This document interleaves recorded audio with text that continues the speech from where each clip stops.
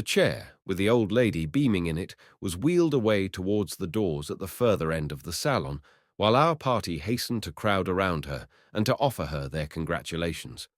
In fact, eccentric as was her conduct, it was also overshadowed by her triumph, with the result that the general no longer feared to be publicly compromised by being seen with such a strange woman, but smiling in a condescending, cheerfully familiar way, as though he were soothing a child, he offered his greetings to the old lady. At the same time, both he and the rest of the spectators were visibly impressed. Everywhere, people kept pointing to the grandmother and talking about her. Many people even walked beside her chair in order to view her the better, while, at a little distance, Astley was carrying on a conversation on the subject with two English acquaintances of his. De Griers was simply overflowing with smiles and compliments, and a number of fine ladies were staring at the grandmother as though she had been something curious. "Quelle victoire!" exclaimed De Griers. "Mais madame, c'était du feu," added Mademoiselle Blanche with an elusive smile. "Yes, I have won 12,000 florins," replied the old lady. "And then there is all this gold. With it, the total ought to come to nearly 13,000. How much is that in Russian money? 6,000 roubles, I think. However, I calculated that the sum would exceed 7,000 roubles, or, at the present rate of exchange, even 8,000. 8,000 roubles! What a splendid thing! And to think of you simpletons sitting there and doing nothing. Potapitch, Martha, see what I have won." "How did you do it, madame?" Martha exclaimed ecstatically. 8,000 roubles. And I am going to give you 50 gulden apiece. There they are." Potapitch and Martha rushed towards her to kiss her hand. "And to each bearer also I will give a 10 gulden piece. Let them have it out of the gold, Alexis Ivanovitch. But why is this footman bowing to me, and that other man as well? Are they congratulating me? Well, let them have 10 gulden apiece." "Madame la princesse, un pauvre expatrié, malheur continuel. Les princes russes sont si généreux," said a man who for some time past had been hanging around the old lady's chair, a personage who, dressed in a shabby frock-coat and coloured waistcoat, kept taking off his cap and smiling pathetically. "Give him 10 gulden," said the grandmother. "No, give him 20. Now, enough of that, or I shall never get done with you all. Take a moment's rest, and then carry me away. Praskovia, I mean to buy a new dress for you tomorrow. Yes, and for you too, mademoiselle. Blanche, please translate Praskovia." "Merci, madame," replied Mademoiselle Blanche gratefully, as she twisted her face into the mocking smile which usually she kept only for the benefit of De Griers and the general. The latter looked confused and seemed greatly relieved when we reached the avenue. "How surprised Theodosia too will be," went on the grandmother, thinking of the general's nursemaid. "She, like yourselves, shall have the price of a new gown. Here, Alexis Ivanovitch, give that beggar something." A crooked-backed ragamuffin had approached to stare at us. "But perhaps he is not a beggar, only a rascal," I replied. Never mind. Give him a gulden." I approached the beggar in question and handed him the coin. Looking at me in great astonishment, he silently accepted the gulden, while from his person there proceeded a strong smell of liquor. "Have you never tried your luck, Alexis Ivanovitch?" "No, madame." "Yet just now I could see that you were burning to do so." "I do mean to try my luck presently." "Then stake everything upon 0. You have seen how it ought to be done. How much capital do you possess?" 200 gulden, madame." "Not very much. See here. I will lend you 500 if you wish. Take this purse of mine." With that she added sharply to the general, "But you need not expect to receive any." This seemed to upset him, but he said nothing, and De Griers contented himself by scowling. "Que diable!" he whispered to the general. "C'est une terrible vieille." "Look, another beggar, exclaimed the grandmother. "Alexis Ivanovitch, go and give him a gulden." As she spoke, I saw approaching us a grey-headed old man with a wooden leg, a man who was dressed in a blue frock-coat and carrying a staff. He looked like an old soldier. As soon as I tendered him the coin, he fell back a step or two and eyed me threateningly. "Was ist der Teufel," he cried, and appended thereto a round dozen of oaths. "The man is a perfect fool," exclaimed the grandmother, waving her hand. "Move on now, for I am simply famished. When we have lunched, we will return to that place." "What?" cried I. "You are going to play again?" "What else do you suppose?" she retorted. "Are you going only to sit here and grow sour, and let me look at you?" "Madame," said de Griers confidentially, "les chances peuvent tourner.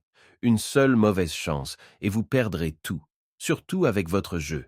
C'était terrible." "Why, vous perdrez absolument," puis Mademoiselle Blanche. "What has that got to do with you?" retorted the old lady. "It is not your money that I am going to lose, it is my own. And where is that Mr. Astley of yours?" she added to myself. "He stayed behind in the casino." What a pity. He is such a nice sort of man. Arriving home and meeting the landlord on the staircase, the grandmother called him to her side and boasted to him of her winnings, thereafter doing the same to Theodosia and conferring upon her 30 gulden, after which she bid her serve luncheon. The meal over, Theodosia and Martha broke into a joint flood of ecstasy.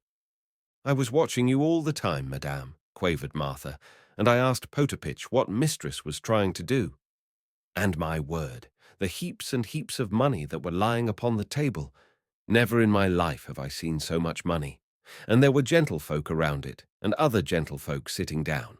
So I asked Potapitch where all these gentry had come from, for thought I, maybe the Holy Mother of God will help our mistress among them.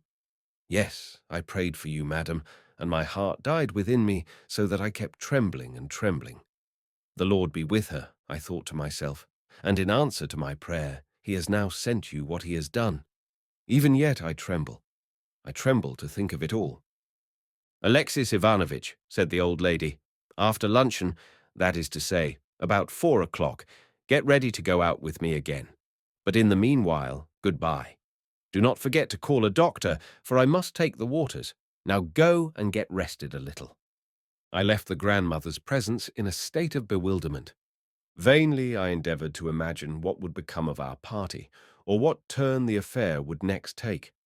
I could perceive that none of the party had yet recovered their presence of mind, least of all the general.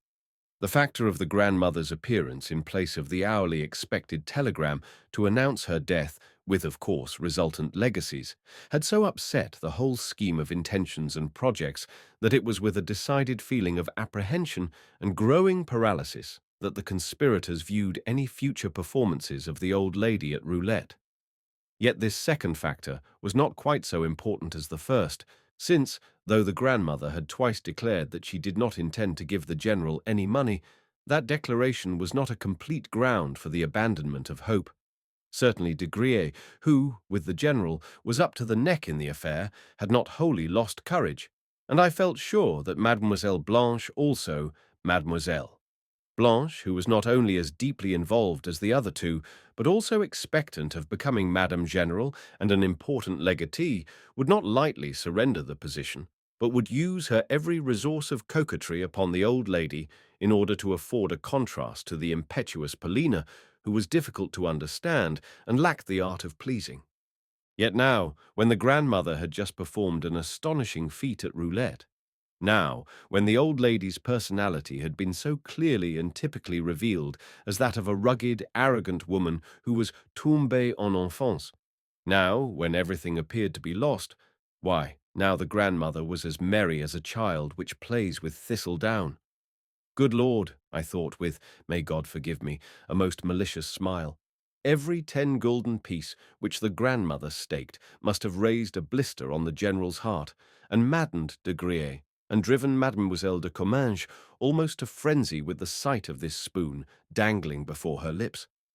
Another factor is the circumstance that even when, overjoyed at winning, the grandmother was distributing alms right and left and taking everyone to be a beggar, she again snapped out to the general that he was not going to be allowed any of her money, which meant that the old lady had quite made up her mind on the point and was sure of it. Yes, danger loomed ahead. All these thoughts passed through my mind during the few moments that, having left the old lady's rooms, I was ascending to my own room on the top story. What most struck me was the fact that, though I had divined the chief, the stoutest, threads which united the various actors in the drama, I had, until now, been ignorant of the methods and secrets of the game. For Paulina had never been completely open with me. Although, on occasions, it had happened that involuntarily, as it were, she had revealed to me something of her heart, I had noticed that in most cases, in fact, nearly always, she had either laughed away these revelations, or grown confused, or purposely imparted to them a false guise. Yes, she must have concealed a great deal from me, but I had a presentiment that now the end of this strained and mysterious situation was approaching. Another stroke, and all would be finished and exposed. Of my own fortunes, interested though I was in the affair, I took no account. I was in the strange position of possessing but 200 gulden, of being at a loose end, of lacking both a post, the means of subsistence, a shred of hope, and any plans for the future, yet of caring nothing for these things. Had not my mind been so full of Paulina, I should have given myself up to the comical piquancy of the impending denouement and laughed my fill at it. But the thought of Paulina was torture to me. That her fate was settled, I already had an inkling, yet that was not the thought which was giving me so much uneasiness. What I really wished for was to penetrate her secrets. I wanted her to come to me and say, "I love you," and, if she would not so come, or if to hope that she would ever do so, was an unthinkable absurdity. Why, then there was nothing else for me to want. Even now I do not know what I am wanting. I feel like a man who has lost his way. I yearn but to be in her presence, and within the circle of her light and splendor, to be there now and forever, and for the whole of my life. More I do not know. How can I ever bring myself to leave her? On reaching the third story of the hotel, I experienced a shock. I was just passing the general's suite when something caused me to look round. Out of a door about 20 paces away, there was coming Paulina. She hesitated for a moment on seeing me, and then beckoned me to her. "Paulina Alexandrovna." "Hush, not so loud." "Something startled me just now," I whispered, "and I looked round and saw you. Some electrical influence seems to emanate from your form." "Take this letter," she went on with a frown. Probably she had not even heard my words, she was so preoccupied. "And hand it personally to Mr. Astley. Go as quickly as ever you can, please. No answer will be required. He himself—" She did not finish her sentence. "To Mr. Astley?" I asked, in some astonishment. But she had vanished again. Aha! So the two were carrying on a correspondence. However, I set off to search for Astley, first at his hotel and then at the casino, where I went the round of the salons in vain. At length, vexed and almost in despair, I was on my way home when I ran across him among a troop of English ladies and gentlemen who had been out for a ride. Beckoning to him to stop, I handed him the letter. We had barely time even to look at one another, but I suspected that it was of set purpose that he restarted his horse so quickly.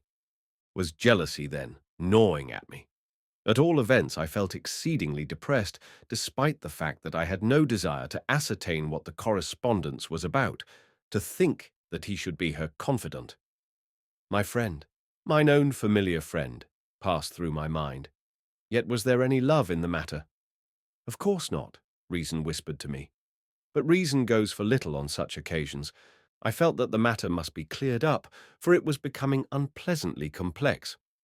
I had scarcely set foot in the hotel when the commissionaire and the landlord, the latter issuing from his room for the purpose, alike informed me that I was being searched for high and low, that 3 separate messages to ascertain my whereabouts had come down from the general. When I entered his study, I was feeling anything but kindly disposed. I found there the general himself, de Griers, and Mademoiselle Blanche, but not Mademoiselle's mother, who was a person whom her reputed daughter used only for show purposes, since in all matters of business the daughter fended for herself, and it is unlikely that the mother knew anything about them. Some very heated discussion was in progress, and meanwhile the door of the study was open. an unprecedented circumstance. As I approached the portals, I could hear loud voices raised, for mingled with the pert, venomous accents of De Griers were Mademoiselle Blanche's excited, impudently abusive tongue and the General's plaintive wail, as apparently he sought to justify himself in something. But on my appearance, everyone stopped speaking and tried to put a better face upon matters.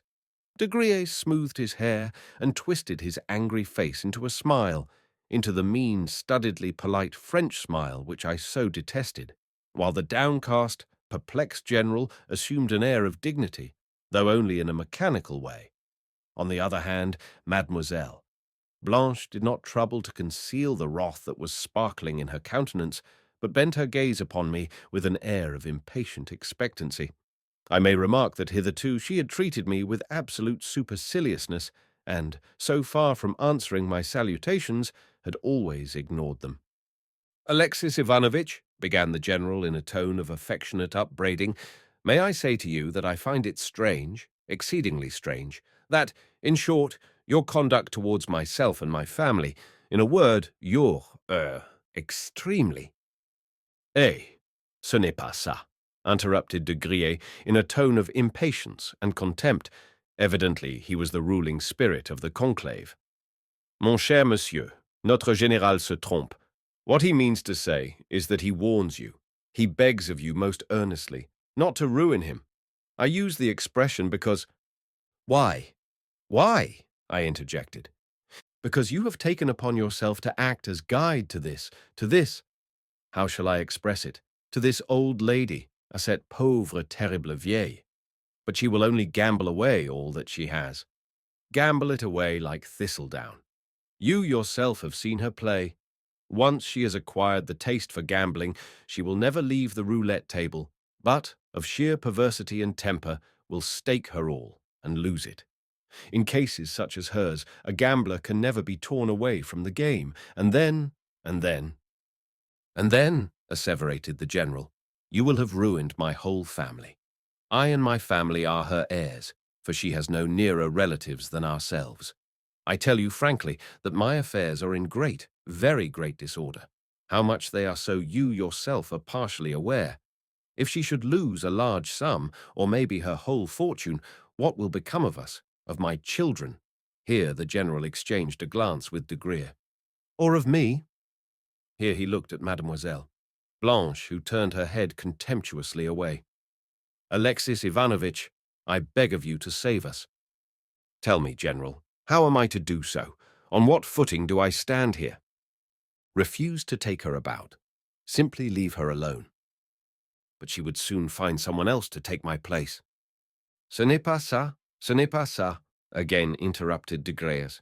"Que diable! Do not leave her alone so much as advise her, persuade her, draw her away. In any case, do not let her gamble. Find her some counter-attraction." "And how am I to do that? If only you would undertake the task, Monsieur de Griers." I said this last as innocently as possible, but at once saw a rapid glance of excited interrogation pass from Mademoiselle Blanche to De Griers, while in the face of the latter also there gleamed something which he could not repress. "Well, at the present moment she would refuse to accept my services," said he with a gesture. "But if, later—" Here he gave Mademoiselle Blanche another glance which was full of meaning, whereupon she advanced towards me with a bewitching smile, and seized and pressed my hands.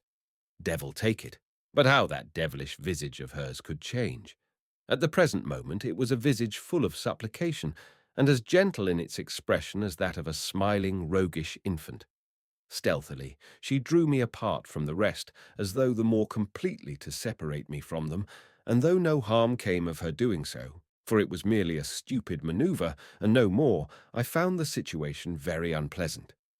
The General hastened to lend her his support. "Alexis Ivanovitch," he began, "pray pardon me for having said what I did just now, for having said more than I meant to do. I beg and beseech you, I kiss the hem of your garment, as our Russian saying has it, for you, and only you, can save us.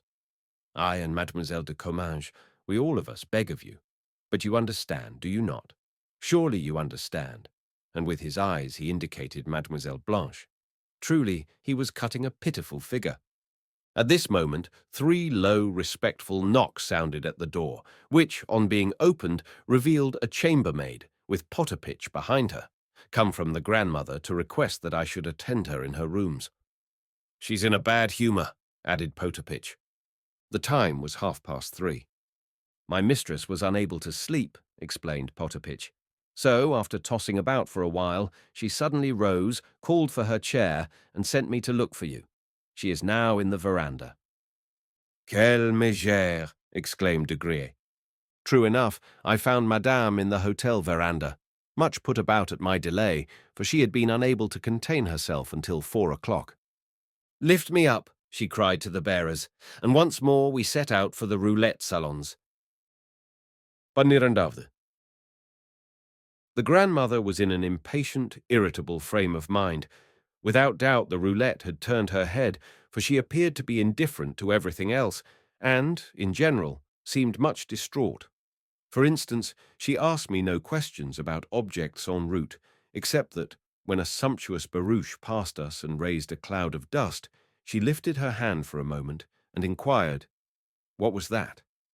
Yet even then she did not appear to hear my reply, although at times her abstraction was interrupted by sallies and fits of sharp, impatient fidgeting. Again, when I pointed out to her the Baron and Baroness Burmergelm walking to the casino, she merely looked at them in an absent-minded sort of way, and said with complete indifference, "Ah!" Then, turning sharply to Potapitch and Martha, who were walking behind us, she rapped out, "Why have you attached yourselves to the party? We are not going to take you with us every time. Go home at once." Then, when the servants had pulled hasty bows and departed, she added to me, "You are all the escort I need." At the casino the grandmother seemed to be expected, for no time was lost in procuring her former place beside the croupier. It is my opinion that though croupiers seem such ordinary humdrum officials, men who care nothing whether the bank wins or loses, they are, in reality, anything but indifferent to the bank's losing and are given instructions to attract players and to keep a watch over the bank's interests. As also that for such services these officials are awarded prizes and premiums. At all events, the croupiers of Roulettenberg seemed to look upon the grandmother as their lawful prey, whereafter there befell what our party had foretold. It happened thus. As soon as ever we arrived, the grandmother ordered me to stake 12 10-gulden pieces in succession upon 0. Once, twice, and thrice I did so, yet 0 never turned up. "Stake again," said the old lady, with an impatient nudge of my elbow, and I obeyed. "How many times have we lost?" she inquired, actually grinding her teeth in her excitement. "We have lost 144 10-gulden pieces," I replied.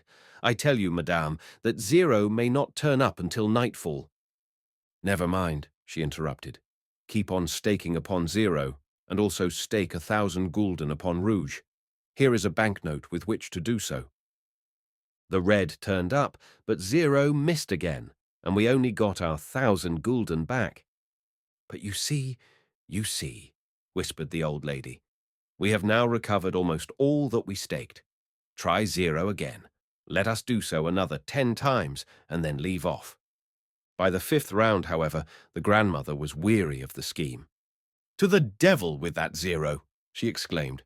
"Stake 4,000 gulden upon the red." "But, madame, that will be so much to venture," I remonstrated. "Suppose the red should not turn up?" The grandmother almost struck me in her excitement. Her agitation was rapidly making her quarrelsome. Consequently, there was nothing for it but to stake the whole 4,000 gulden as she had directed. The wheel revolved, while the grandmother sat as bolt upright and with as proud and quiet a mien as though she had not the least doubt of winning. "0!" cried the croupier. At first the old lady failed to understand the situation, but as soon as she saw the croupier raking in her 4,000 gulden, together with everything else that happened to be lying on the table, and recognized that the 0 which had been so long turning up, and on which we had lost nearly 200 10-gulden pieces, had at length, as though of set purpose, made a sudden reappearance. Why, The poor old lady fell to cursing it and to throwing herself about and wailing and gesticulating at the company at large. Indeed, some people in our vicinity actually burst out laughing. To think that that accursed zero should have turned up now, she sobbed. The accursed thing. And it is all your fault, she added, rounding upon me in a frenzy. It was you who persuaded me to cease staking upon it. But, madam, I only explained the game to you. How am I to answer for every mischance which may occur in it? You and your mischances, she whispered threateningly. Go, away at once. Farewell then, madame. And I turned to depart. No, stay, she put in hastily. Where are you going to? Why should you leave me? You fool. No, no, stay here. It is I who was the fool. Tell me what I ought to do. I cannot take it upon myself to advise you, for you will only blame me if I do so. Play at your own discretion. Say exactly what you wish staked, and I will stake it. Very well. Stake another 4,000 gulden upon the red. Take this banknote to do it with. I have still got 20,000 rubles in actual cash. But, I whispered, such a quantity of money. Never mind. I cannot rest until I have won back my losses. Stake. I staked, and we lost. Stake again. Stake again. 8,000 at a stroke. I cannot, madame. The largest stake allowed is 4,000 gulden. Well then, stake 4,000. This time we won, and the grandmother recovered herself a little. You see, she exclaimed as she nudged me. Stake another 4,000. I did so, and lost. Again, and yet again, we lost. Madame, your 12,000 gulden are now gone, at length I reported. I see they are, she replied, with, as it were, the calmness of despair. I see they are, she muttered again, as she gazed straight in front of her, like a person lost in thought. Ah well, I do not mean to rest until I have staked another 4,000. But you have no money with which to do it, madame. In this satchel I can see only a few 5% bonds and some transfers. No actual cash. And in the purse? A mere trifle.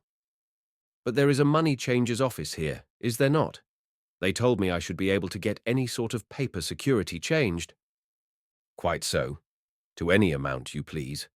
But you will lose on the transaction what would frighten even a Jew. Rubbish. I am determined to retrieve my losses. Take me away and call those fools of bearers. I wheeled the chair out of the throng, and, the bearers making their appearance, we left the casino. Hurry, hurry, commanded the grandmother. Show me the nearest way to the money changers. Is it far? A couple of steps, madame. At the turning from the square into the avenue, we came face to face with the whole of our party. The General, de Griers, Mademoiselle Blanche, and her mother. Only Paulina and Mr. Astley were absent. Well, well, well, exclaimed the grandmother. But we have no time to stop. What do you want? I can't talk to you here. I dropped behind a little and immediately was pounced upon by de Griers.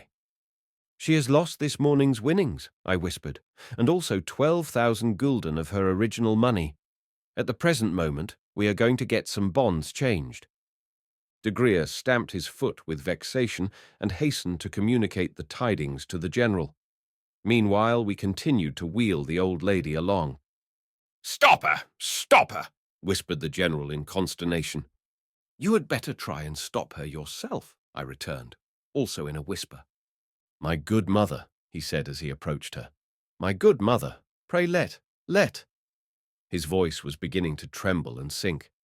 Let us hire a carriage and go for a drive. Near here there is an enchanting view to be obtained. We were just coming to invite you to go and see it. Begone with you and your views, said the grandmother angrily as she waved him away. And there are trees there, and we could have tea under them, continued the general, now in utter despair. Nous boirons du lait sur l'herbe fraîche, added de Griers with the snarl almost of a wild beast. Du lait, de l'herbe fraîche. The ideal of the Parisian bourgeois, his whole outlook upon la nature et la vérité. "Have done with you and your milk," cried the old lady. "Go and stuff yourself as much as you like, but my stomach simply recoils from the idea. What are you stopping for? I have nothing to say to you." "Here we are, madame," I announced. "Here is the money changer's office." I entered to get the securities changed, while the grandmother remained outside in the porch, and the rest waited at a little distance, in doubt as to their best course of action. At length the old lady turned such an angry stare upon them that they departed along the road towards the casino. The process of changing involved complicated calculations, which soon necessitated my return to the grandmother for instructions. "The thieves!" she exclaimed as she clapped her hands together. "Never mind, though. Get the documents cashed. No, send the banker out to me," she added as an afterthought. "Would one of the clerks do, madame?" "Yes, one of the clerks. The thieves." The clerk consented to come out when he perceived that he was being asked for by an old lady who was too infirm to walk, after which the grandmother began to upbraid him at length, and with great vehemence, for his alleged usuriousness, and to bargain with him in a mixture of Russian, French, and German, I acting as interpreter. Meanwhile, the grave-faced official eyed us both and silently nodded his head. At the grandmother, in particular, he gazed with a curiosity which almost bordered upon rudeness. At length, too, he smiled. "Pray recollect yourself," cried the old lady, "and may my money choke you.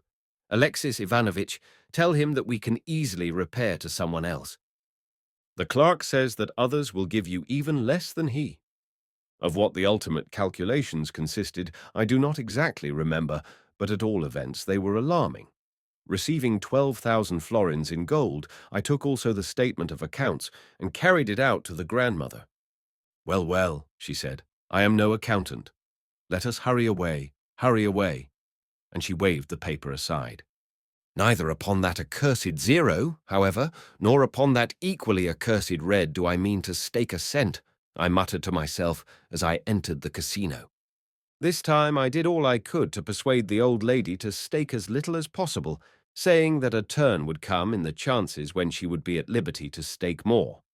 But she was so impatient that, though at first she agreed to do as I suggested, nothing could stop her when once she had begun. By way of prelude, she won stakes of 100 and 200 gulden. "There you are," she said as she nudged me. "See what we have won. Surely it would be worth our while to stake 4,000 instead of 100, for we might win another 4,000, and then, oh, it was your fault before, all your fault." I felt greatly put out as I watched her play, but I decided to hold my tongue and to give her no more advice. Suddenly, de Griers appeared on the scene. It seemed that all this while he and his companions had been standing beside us, though I noticed that Mademoiselle Blanche had withdrawn a little from the rest and was engaged in flirting with the prince. Clearly the general was greatly put out at this. Indeed, he was in a perfect agony of vexation. But Mademoiselle was careful never to look his way, though he did his best to attract her notice. Poor general! By turns his face blanched and reddened, and he was trembling to such an extent that he could scarcely follow the old lady's play. At length Mademoiselle and the prince took their departure, and the general followed them. "Madame, madame," sounded the honeyed accents of de Griers as he leant over to whisper in the grandmother's ear. "That stake will never win. No, no, it is impossible," he added in Russian with a writhe. "No, no." "But why not?" asked the grandmother, turning round. "Show me what I ought to do." Instantly de Griers burst into a babble of French as he advised, jumped about, declared that such and such chances ought to be waited for, and started to make calculations of figures. All this he addressed to me in my capacity as translator, tapping the table the while with his finger and pointing hither and thither.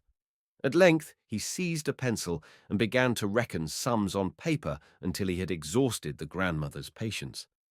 "Away with you," she interrupted. "You talk sheer nonsense, for though you keep on saying, 'Madam, madam,' you haven't the least notion what ought to be done. Away with you, I say." "Mais, madame," cooed de Griers, and straightway started afresh with his fussy instructions. "Stake just once, "As he advises," the grandmother said to me, "and then we shall see what we shall see. Of course, his stake might win."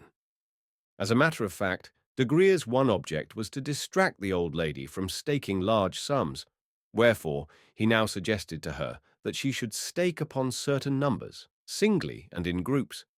Consequently, in accordance with his instructions, I staked a 10 gulden piece upon several odd numbers in the first 20, and 5 10 gulden pieces upon certain groups of numbers groups of from 12 to 18 and from 18 to 24. The total staked amounted to 160 gulden. The wheel revolved. "Zero!" cried the croupier. We had lost it all. "The fool!" cried the old lady, as she turned upon de Grier. "You infernal Frenchman, to think that you should advise. Away with you! Though you fuss and fuss, you don't even know what you're talking about." Deeply offended, de Grier shrugged his shoulders, favored the grandmother with a look of contempt, and departed. For some time past he had been feeling ashamed of being seen in such company, and this had proved the last straw. An hour later we had lost everything in hand. "Home!" cried the grandmother. Not until we had turned into the avenue did she utter a word, but from that point onwards, until we arrived at the hotel, she kept venting exclamations of, "What a fool I am! What a silly old fool I am, to be sure!" Arrived at the hotel, she called for tea, and then gave orders for her luggage to be packed. "We are off again," she announced. "But whither, madame?" inquired Martha. "What business is that of yours? Let the cricket stick to its hearth potterpitch. Have everything packed, for we are returning to Moscow at once. I have fooled away 15,000 roubles. 15,000 roubles, good mistress? My God!" And Potapitch spat upon his hands, probably to show that he was ready to serve her in any way he could. "Now then, you fool, at once you begin with your weeping and wailing. Be quiet and pack. Also, run downstairs and get my hotel bill." "The next train leaves at 9:30, madame," I interposed, with a view to checking her agitation. "And what is the time now?" "8:30. "How vexing. But never mind. Alexis Ivanovitch, I have not a kopeck left. I have but these 2 banknotes. Please run to the office and get them changed. Otherwise, I shall have nothing to travel with." Departing on her errand, I returned half an hour later to find the whole party gathered in her rooms. It appeared that the news of her impending departure for Moscow had thrown the conspirators into consternation even greater than her losses had done. "For," said they, "even if her departure should save her fortune, what will become of the general later? And who is to repay de Grier? Clearly, mademoiselle. Blanche would never consent to wait until the grandmother was dead, but would at once elope with the prince or someone else. So they had all gathered together, endeavoring to calm and dissuade the grandmother. Only Polina was absent. For her part, the grandmother had nothing for the party but abuse. "Away with you, you rascals," she was shouting. "What have my affairs to do with you? Why, in particular, do you—" Here she indicated de Grier. "Come sneaking here with your goat's beard, and what do you—" Here she turned to mademoiselle. "Blanche, want of me. What are you finicking for?" "Diantre," muttered mademoiselle under her breath, but her eyes were flashing. Then all at once she burst into a laugh and left the room, crying to the general as she did so, "Elle vivra 100 ans." "So you have been counting upon my death, have you?" fumed the old lady. "Away with you. Clear them out of the room, Alexis Ivanovitch. What business is it of theirs? It is not their money that I have been squandering, but my own." The general shrugged his shoulders, bowed, and withdrew, with de Grier's behind him. "Call Praskovia," commanded the grandmother, and in 5 minutes Martha reappeared with Polina, who had been sitting with the children in her own room, having purposely determined not to leave it that day. Her face looked grave and careworn. "Praskovia," began the grandmother, "is what I have just heard through a side wind true, namely, that this fool of a stepfather of yours is going to marry that silly whirligig of a Frenchwoman, that actress, or something worse. Tell me, is it true?" "I do not know for certain, grandmamma," replied Polina, But from Mademoiselle Blanche's account, for she does not appear to think it necessary to conceal anything, I conclude that— You need not say any more, interrupted the grandmother energetically. I understand the situation. I always thought we should get something like this from him, for I always looked upon him as a futile, frivolous fellow who gave himself unconscionable airs on the fact of his being a general, though he only became one because he retired as a colonel. Yes, I know all about the sending of the telegrams to inquire whether the old woman is likely to turn up her toes soon. Ah, they were looking for the legacies. Without money, that wretched woman, what is her name? Oh, de Comminges, would never dream of accepting the general and his false teeth, no, not even for him to be her lackey, since she herself, they say, possesses a pile of money, and lends it on interest and makes a good thing out of it. However, it is not you, Praskovia, that I am blaming. It was not you who sent those telegrams, nor, for that matter, do I wish to recall old scores. True, I know that you are a vixen by nature, that you are a wasp which will sting one if one touches it. Yet my heart is sore for you, for I loved your mother, Katerina. Now, will you leave everything here and come away with me? Otherwise, I do not know what is to become of you, and it is not right that you should continue living with these people. Nay, she interposed, the moment that Polina attempted to speak. I have not yet finished. I ask of you nothing in return. My house in Moscow is, as you know, large enough for a palace, and you could occupy a whole floor of it if you liked and keep away from me for weeks together. Will you come with me, or will you not?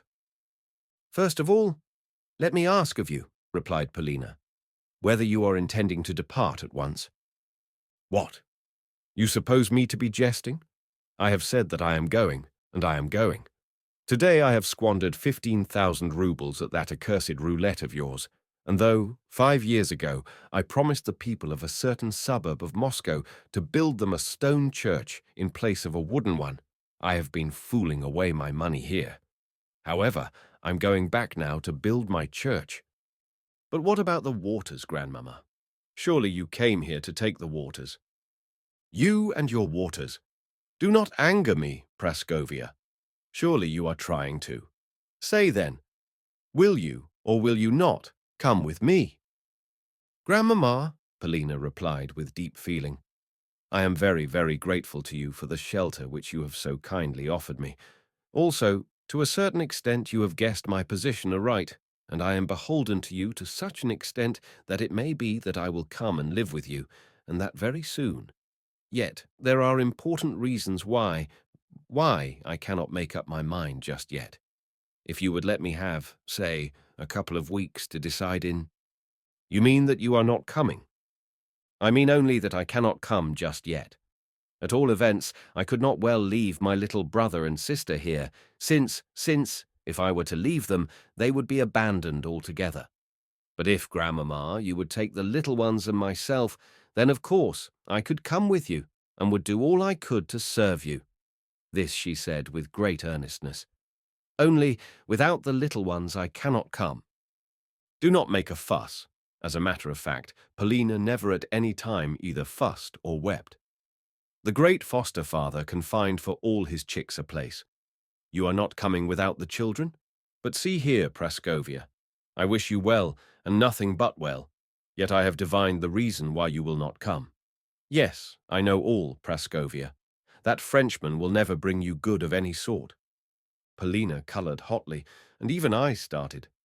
For, thought I to myself, everyone seems to know about that affair, or perhaps I am the only one who does not know about it.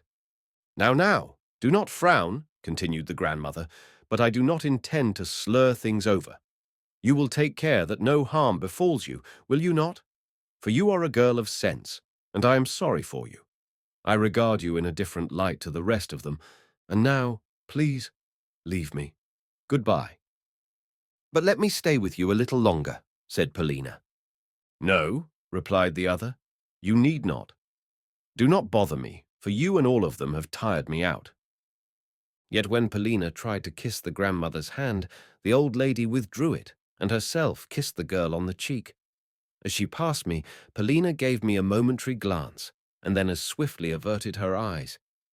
And goodbye to you, also, Alexis Ivanovitch. The train starts in an hour's time, and I think that you must be weary of me. Take these 500 gulden for yourself.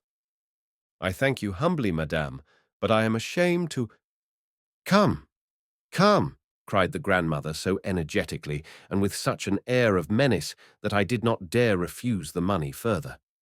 If, when in Moscow, you have no place where you can lay your head, she added, come and see me, and I will give you a recommendation. Now, Potapitch, get things ready. I ascended to my room and lay down upon the bed. A whole hour I must have lain thus, with my head resting upon my hand. So the crisis had come. I needed time for its consideration.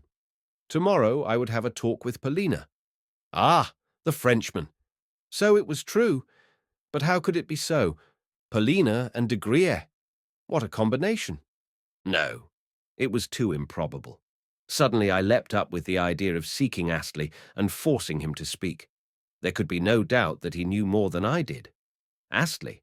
Well, he was another problem for me to solve. Suddenly there came a knock at the door, and I opened it to find Potapitch awaiting me. Sir, he said, my mistress is asking for you. Indeed. But she is just departing, is she not? The train leaves in 10 minutes' time. She is uneasy, sir. She cannot rest. Come quickly, sir. Do not delay. I ran downstairs at once. The grandmother was just being carried out of her rooms into the corridor. In her hands she held a roll of banknotes. Alexis Ivanovitch, she cried, walk on ahead, and we will set out again. But whither, madame? I cannot rest until I have retrieved my losses. March on ahead and ask me no questions. Play continues until midnight, does it not? For a moment I stood stupefied, stood deep in thought, but it was not long before I had made up my mind. With your leave, madam, I said, I will not go with you. And why not? What do you mean? Is everyone here a stupid good-for-nothing? Pardon me, but I have nothing to reproach myself with. I merely will not go. I merely intend neither to witness nor to join in your play. I also beg to return you your 500 gulden. Farewell. Laying the money upon a little table which the grandmother's chair happened to be passing, I bowed and withdrew. What folly! The grandmother shouted after me. Very well, then, do not come, and I will find my way alone. Potapitch, you must come with me. Lift up the chair and carry me along. I failed to find Mr. Astley, and returned home. It was now growing late. It was past midnight, but I subsequently learnt from Potapitch how the grandmother's day had ended. She had lost all the money which earlier in the day I had got for her paper securities, a sum amounting to about 10,000 roubles.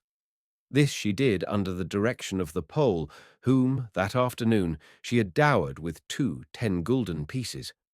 But before his arrival on the scene, she had commanded Potapitch to stake for her, until at length she had told him also to go about his business. Upon that, the Pole had leapt into the breach.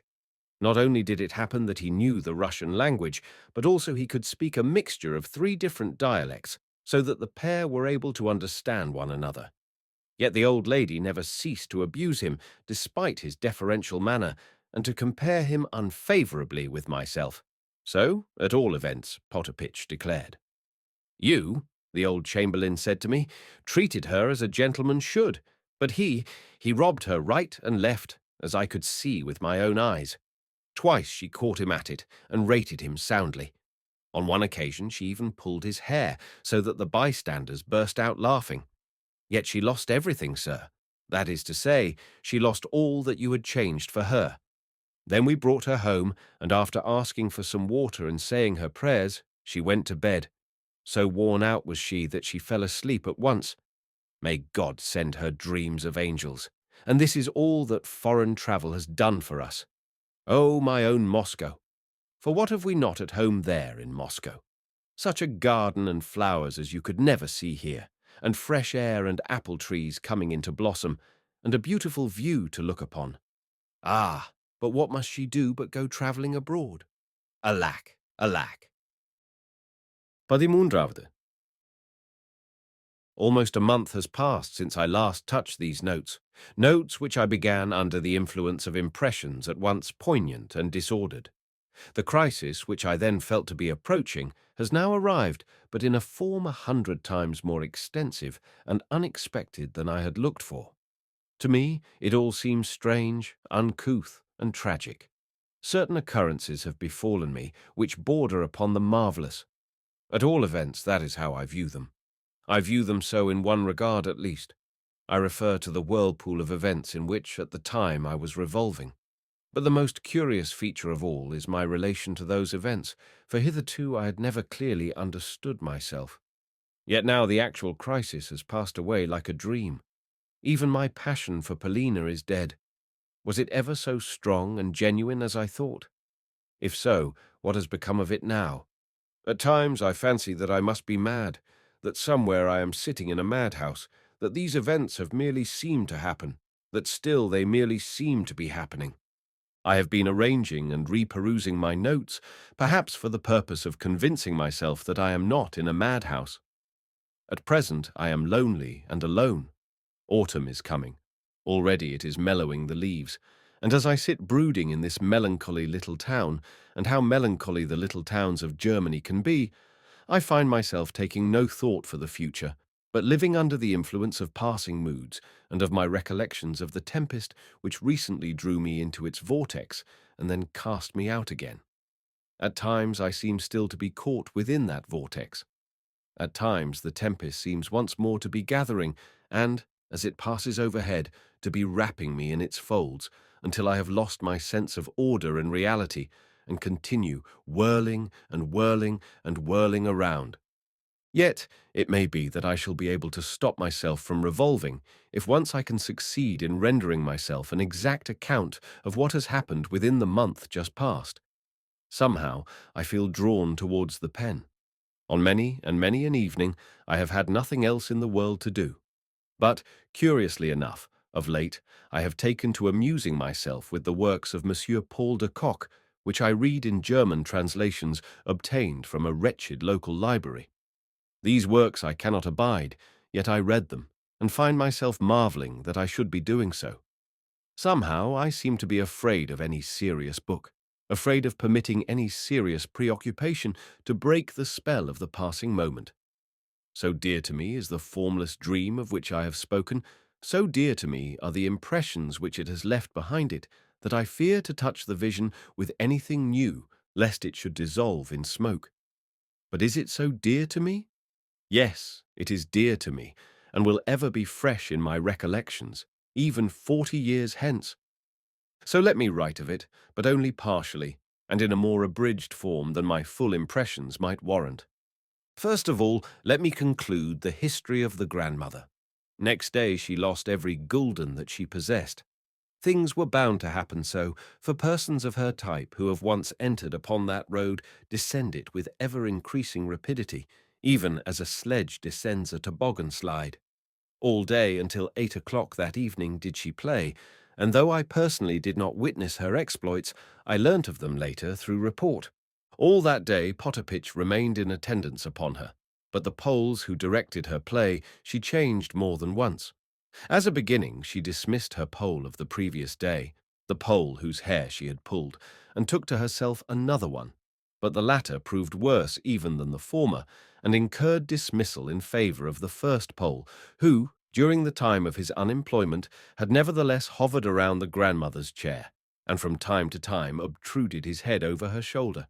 At length the old lady became desperate, for the second Pole, when dismissed, imitated his predecessor by declining to go away, with the result that one Pole remained standing on the right of the victim, the other on her left, from which vantage points the pair quarrelled, abused each other concerning the stakes and rounds, and exchanged the epithet "Lidak" and other Polish terms of endearment.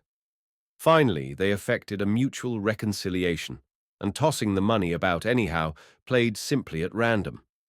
Once more quarrelling, each of them staked money on his own side of the grandmother's chair. For instance, the one Pole staked upon the red, and the other one upon the black, until they had so confused and browbeaten the old lady that, nearly weeping, she was forced to appeal to the head croupier for protection, and to have the two Poles expelled. No time was lost in this being done, despite the rascals' cries and protestations that the old lady was in their debt, that she had cheated them, and that her general behavior had been mean and dishonorable. The same evening, the unfortunate Potapitch related the story to me with tears, complaining that the two men had filled their pockets with money. He himself had seen them do it, which had been shamelessly pilfered from his mistress. For instance, one Pole demanded of the grandmother 50 gulden for his trouble, and then staked the money by the side of her stake. She happened to win, whereupon he cried out that the winning stake was his, and hers the loser. As soon as the two Poles had been expelled, Potapitch left the room and reported to the authorities that the men's pockets were full of gold, and, on the grandmother also requesting the head croupier to look into the affair, the police made their appearance, and, despite the protests of the Poles, who indeed had been caught red-handed, their pockets were turned inside out, and the contents handed over to the grandmother. In fact, in view of the circumstance that she lost all day, the croupiers and other authorities of the casino showed her every attention, and on her fame spreading through the town, visitors of every nationality, even the most knowing of them, the most distinguished, crowded to get a glimpse of la vieille comtesse russe, tombée en enfance, who had lost so many millions. Yet with the money which the authorities restored to her from the pockets of the Poles, the grandmother effected very, very little, for there soon arrived to take his countryman's place a third Pole. A man who could speak Russian fluently, was dressed like a gentleman, albeit in lackeyish fashion, and sported a huge moustache. Though polite enough to the old lady, he took a high hand with the bystanders. In short, he offered himself less as a servant than as an entertainer. After each round, he would turn to the old lady and swear terrible oaths to the effect that he was a Polish gentleman of honor, who would scorn to take a kopeck of her money, and though he repeated these oaths so often that at length she grew alarmed, he had her play in hand and began to win on her behalf. Wherefore she felt that she could not well get rid of him. An hour later, the two Poles who, earlier in the day, had been expelled from the casino, made a reappearance behind the old lady's chair and renewed their offers of service, even if it were only to be sent on messages. But from Potapitch I subsequently had it that between these rascals and the said gentleman of honor there passed a wink, as well as that the latter put something into their hands. Next, since the grandmother had not yet lunched, she had scarcely for a moment left her chair. One of the two Poles ran to the restaurant of the casino and brought her thence a cup of soup and afterwards some tea. In fact, both the Poles hastened to perform this office. Finally, towards the close of the day, when it was clear that the grandmother was about to play her last banknote, there could be seen standing behind her chair no fewer than 6 natives of Poland, persons who, as yet, had been neither audible nor visible, and as soon as ever the old lady played the note in question, they took no further notice of her, but pushed their way past her chair to the table, seized the money and staked it, shouting and disputing the while, and arguing with the gentleman of honor, who also had forgotten the grandmother's existence, as though he were their equal. Even when the grandmother had lost her all and was returning, about 8 o'clock, to the hotel, some 3 or 4 Poles could not bring themselves to leave her, but went on running beside her chair and volubly protesting that the grandmother had cheated them and that she ought to be made to surrender what was not her own. Thus the party arrived at the hotel, whence presently the gang of rascals was ejected neck and crop. According to Potapitch's calculations, the grandmother lost, that day, a total of 90,000 roubles in addition to the money which she had lost the day before. Every paper security which she had brought with her, 5% bonds, internal loan scrip, and what not, she had changed into cash. Also, I could not but marvel at the way in which, for 7 or 8 hours at a stretch, she sat in that chair of hers, almost never leaving the table. Again, Potapitch told me that there were 3 occasions on which she really began to win, but that, led on by false hopes, she was unable to tear herself away at the right moment.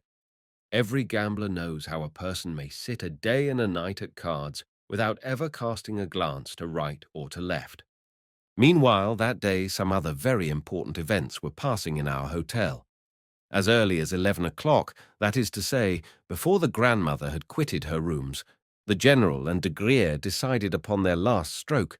In other words, on learning that the old lady had changed her mind about departing and was bent on setting out for the casino again, the whole of our gang, Polina only excepted, proceeded en masse to her rooms for the purpose of finally and frankly treating with her. But the general, quaking and greatly apprehensive as to his possible future, overdid things.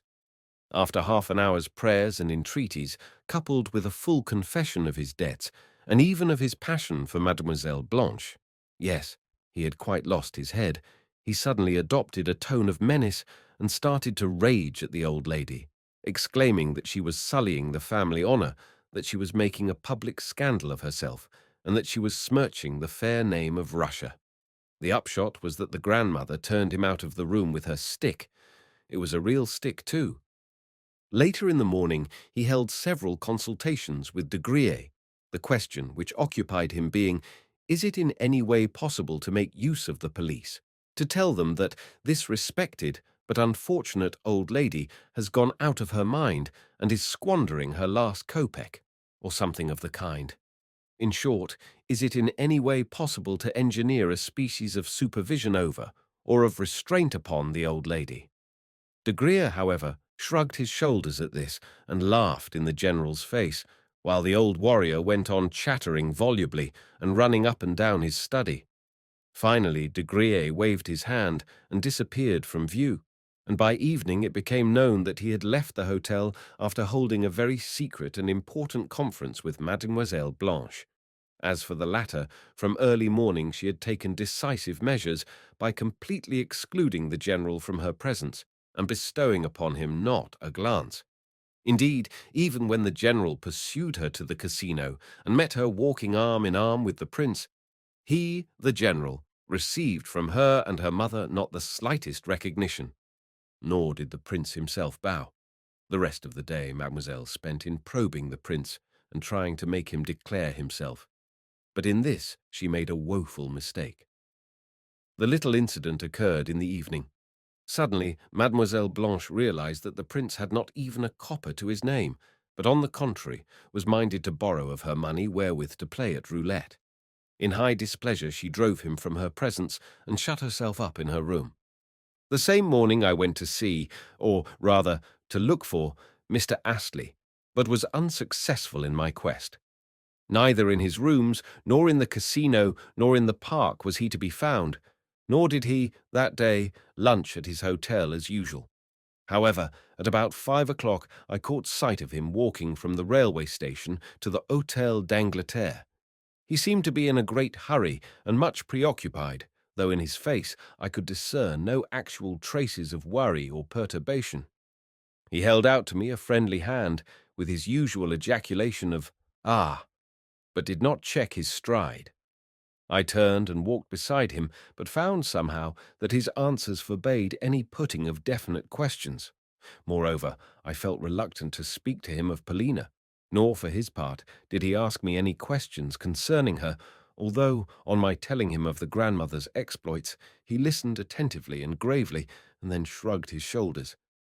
"She is gambling away everything that she has," I remarked. "Indeed?" She arrived at the casino even before I had taken my departure by train, so I knew she had been playing. If I should have time, I will go to the casino tonight and take a look at her. The thing interests me. "Where have you been today?" I asked, surprised at myself for having, as yet, omitted to put to him that question. "To Frankfurt." "On business?" "On business." What more was there to be asked after that? I accompanied him until, as we drew level with the Hôtel des Quatre Saisons, he suddenly nodded to me and disappeared.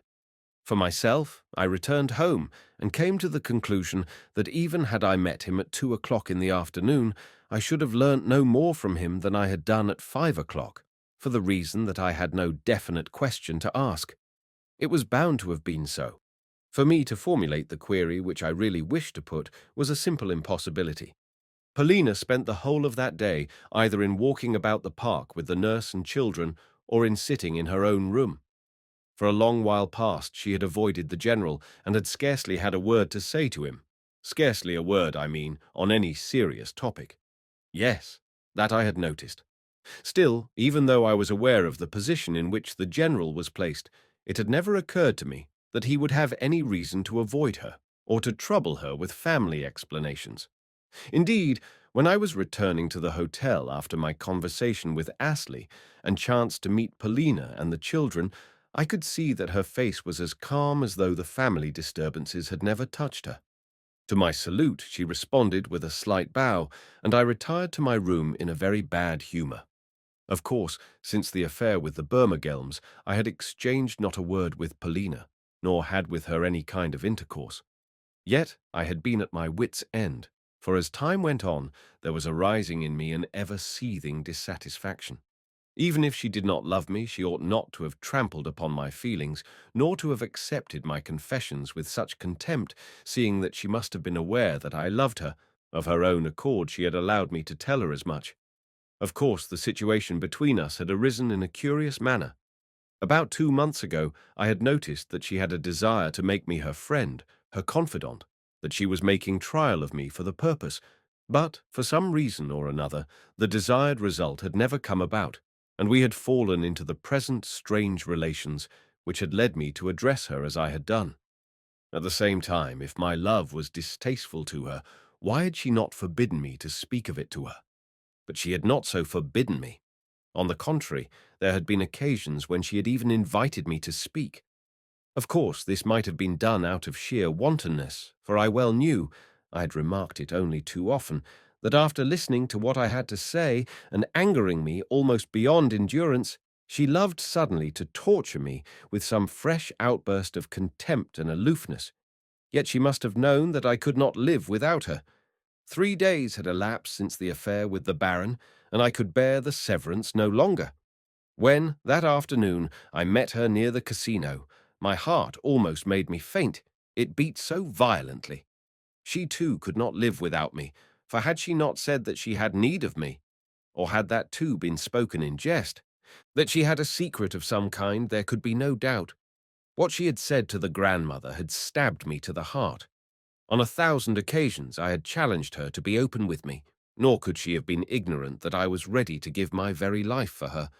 Yet always she had kept me at a distance with that contemptuous air of hers. Or else she had demanded of me, in lieu of the life which I offered to lay at her feet, such escapades as I had perpetrated with the Baron. Ah, was it not torture to me, all this? For could it be that her whole world was bound up with the Frenchman? What, too, about Mr. Astley? The affair was inexplicable throughout. My God, what distress it caused me. Arrived home, I, in a fit of frenzy, indited the following. Polina Alexandrovna, I can see that there is approaching us an exposure which will involve you too. For the last time I ask of you, have you, or have you not, any need of my life? If you have, then make such dispositions as you wish, and I shall always be discoverable in my room if required. If you have need of my life, write or send for me. I sealed the letter and dispatched it by the hand of a corridor lackey, with orders to hand it to the addressee in person. Though I expected no answer, scarcely 3 minutes had elapsed before the lackey returned with the compliments of a certain person. Next, about 7 o'clock, I was sent for by the general. I found him in his study, apparently preparing to go out again, for his hat and stick were lying on the sofa. When I entered, he was standing in the middle of the room, his feet wide apart and his head bent down. Also, he appeared to be talking to himself. But as soon as ever he saw me at the door, he came towards me in such a curious manner that involuntarily I retreated a step and was for leaving the room. Whereupon he seized me by both hands, and drawing me towards the sofa and seating himself thereon, he forced me to sit down on a chair opposite him. Then, without letting go of my hands, he exclaimed with quivering lips and a sparkle of tears on his eyelashes, "Oh, Alexis Ivanovitch, save me, save me! Have some mercy upon me!"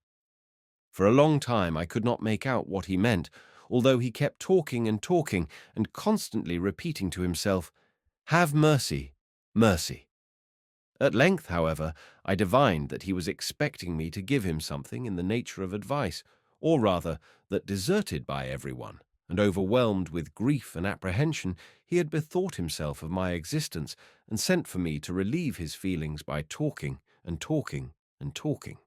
In fact, he was in such a confused and despondent state of mind that, clasping his hands together, he actually went down upon his knees and begged me to go to Mademoiselle Blanche and beseech and advise her to return to him and to accept him in marriage. "But, General," I exclaimed, "possibly Mademoiselle Blanche has scarcely even remarked my existence? What could I do with her?"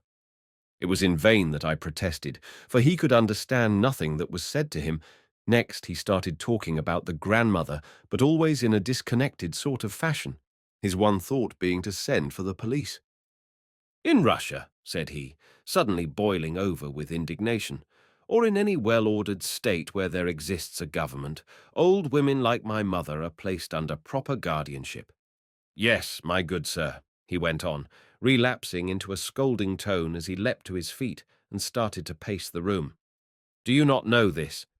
He seemed to be addressing some imaginary auditor in the corner.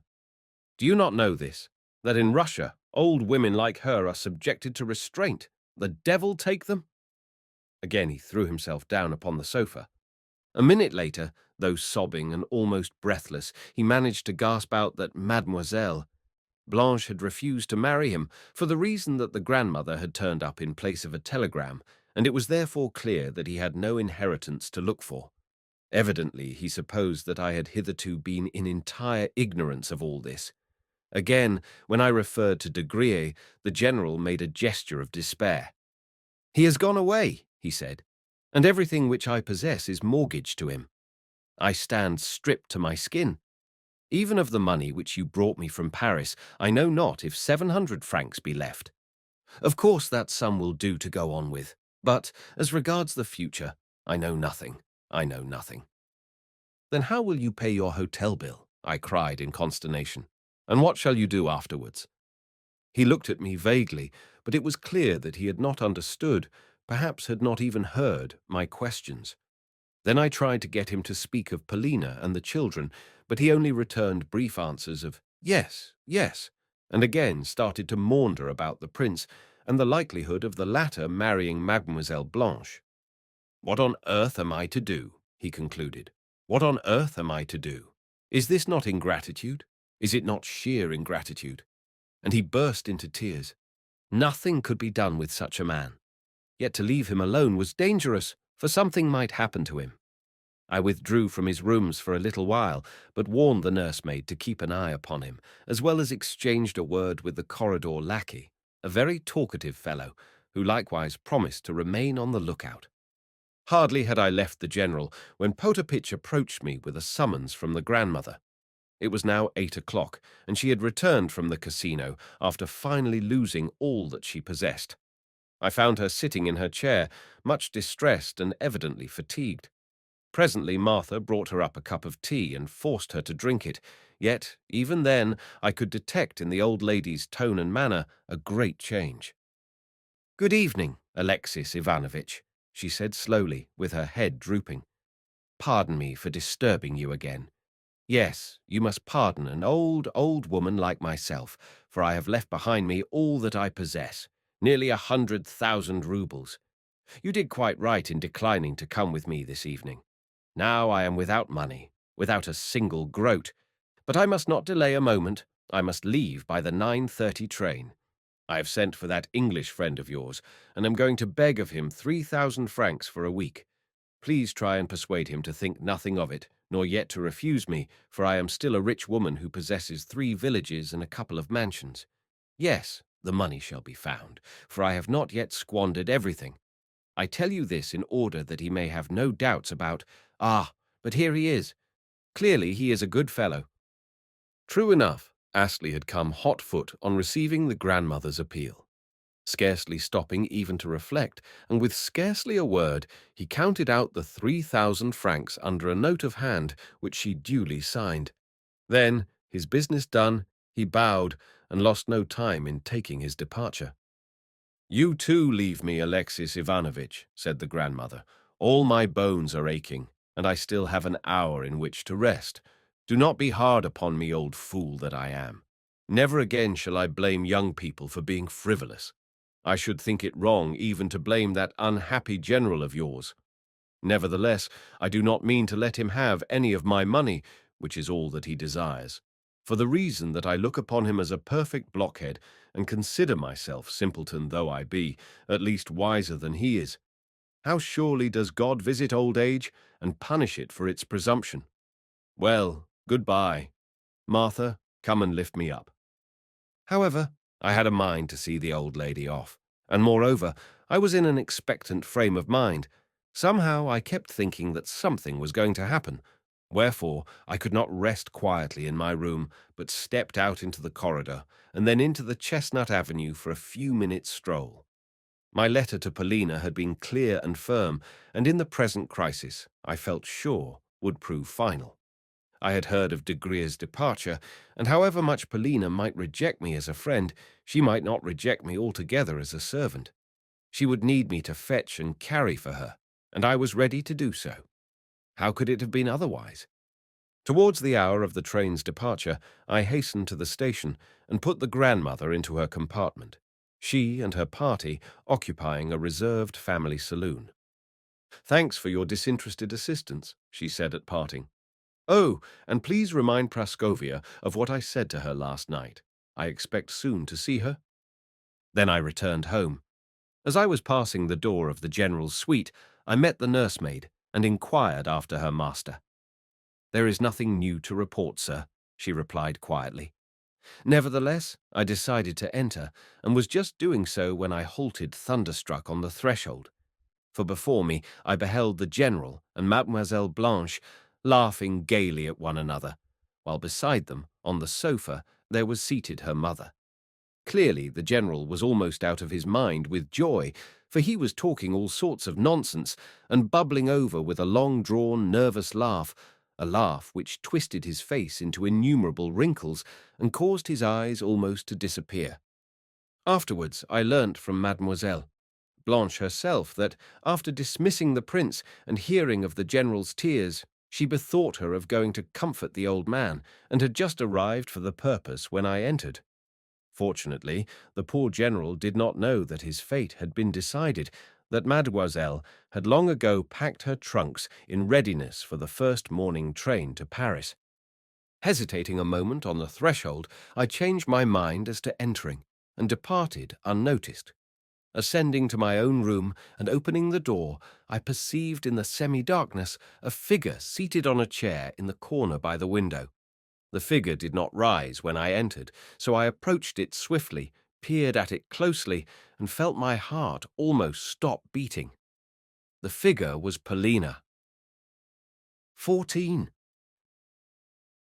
The shock made me utter an exclamation. "What is the matter? What is the matter?" she asked in a strange voice. She was looking pale, and her eyes were dim. "What is the matter?" I re-echoed. "Why, the fact that you are here." "If I am here, I have come with all that I have to bring," she said. "Such has always been my way, as you shall presently see. Please light a candle." I did so, whereupon she rose, approached the table, and laid upon it an open letter. "Read it," she added. "It is de Griers' handwriting," I cried, as I seized the document. My hands were so tremulous that the lines on the pages danced before my eyes. Although, at this distance of time, I have forgotten the exact phraseology of the missive, I append, if not the precise words, at all events the general sense.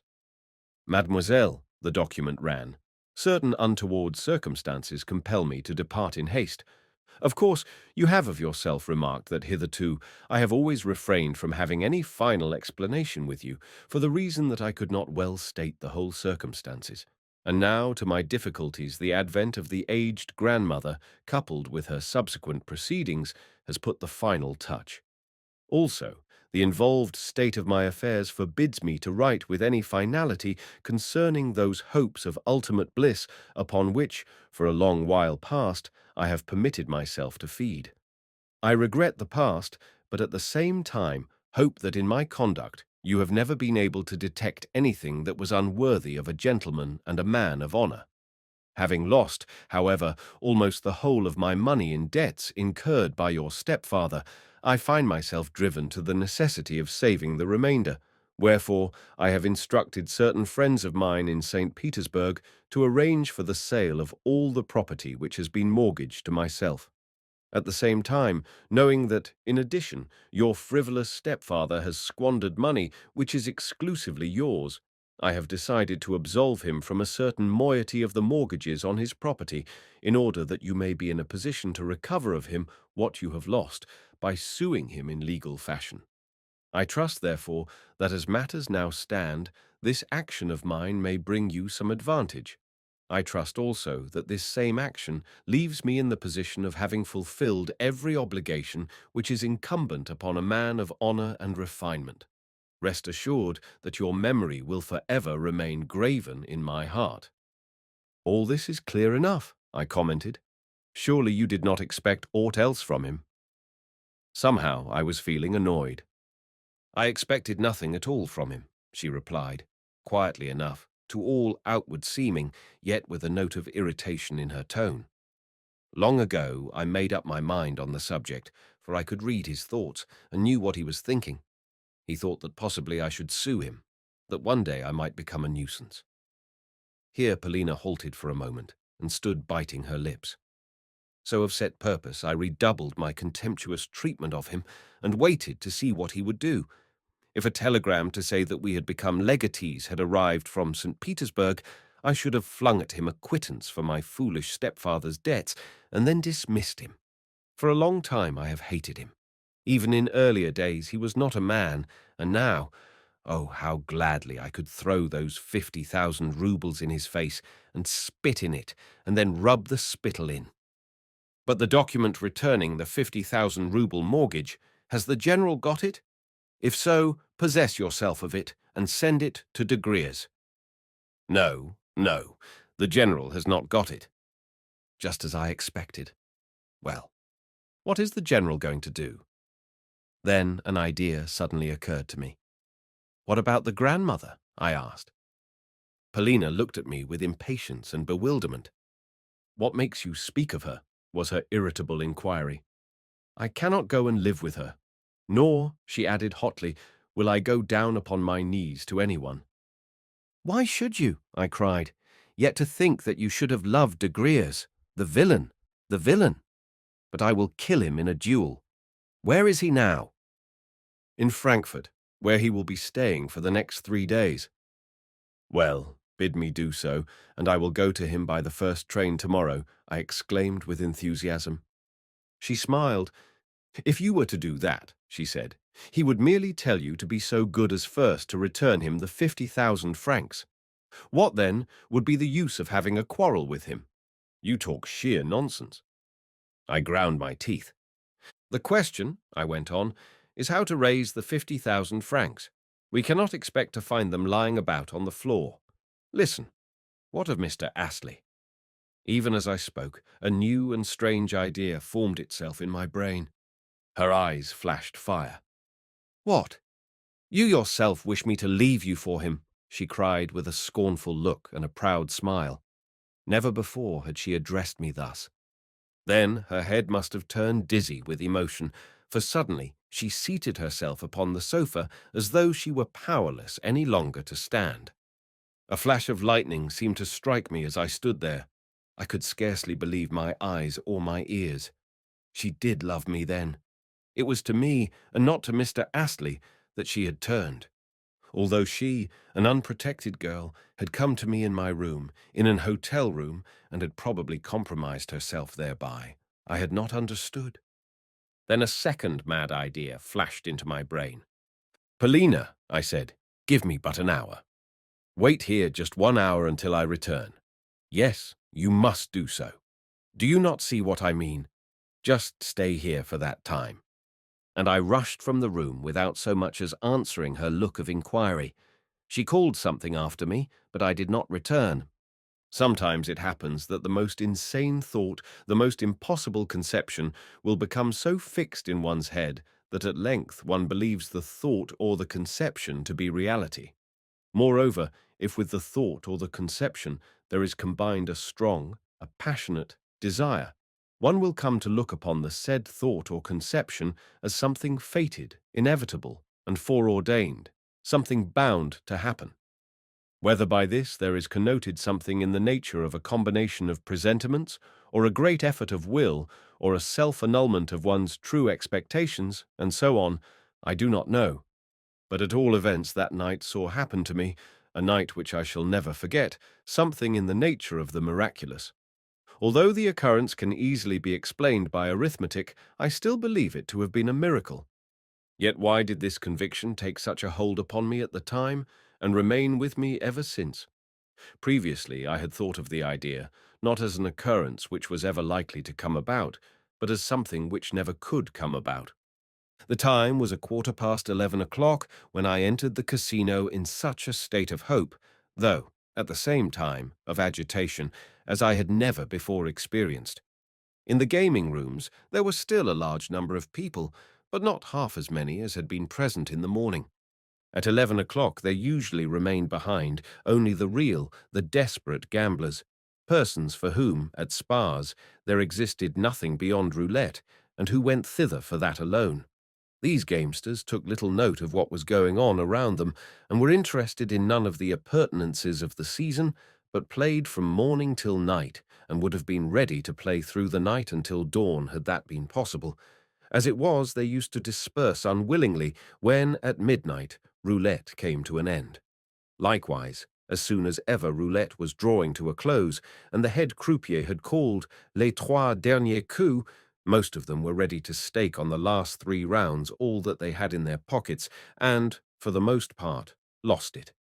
For my own part, I proceeded towards the table at which the grandmother had lately sat, and, since the crowd around it was not very large, I soon obtained standing room among the ring of gamblers, while directly in front of me, on the green cloth, I saw marked the word passe.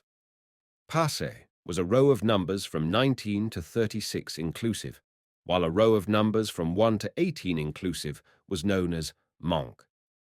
But what had that to do with me? I had not noticed. I had not so much as heard the numbers upon which the previous coup had fallen, and so took no bearings when I began to play, as, in my place, any systematic gambler would have done.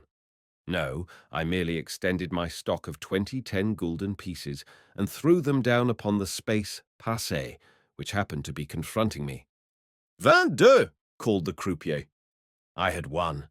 I staked upon the same again, both my original stake and my winnings. 31! Called the croupier. Again I had won, and was now in possession of 80 10-gulden pieces. Next, I moved the whole 80 onto 12 middle numbers, a stake which, if successful, would bring me in a triple profit, but also involved a risk of 2 chances to 1. The wheel revolved and stopped at 24. Upon this I was paid out notes and gold until I had by my side a total sum of 2,000 gulden. It was as in a fever that I moved the pile, en bloc, onto the red. Then suddenly I came to myself, though that was the only time during the evening's play when fear cast its cold spell over me and showed itself in a trembling of the hands and knees. For with horror I had realized that I must win, and that upon that stake there depended all my life. Rouge! Called the croupier. I drew a long breath, and hot shivers went coursing over my body. I was paid out my winnings in banknotes, amounting, of course, to a total of 4,000 florins, 800 gulden. I could still calculate the amounts. After that, I remember, I again staked 2,000 florins upon 12 middle numbers, and lost. Again, I staked the whole of my gold, with 800 gulden in notes, and lost. Then madness seemed to come upon me, and seizing my last 2,000 florins, I staked them upon 12 of the first numbers, wholly by chance, and at random, and without any sort of reckoning.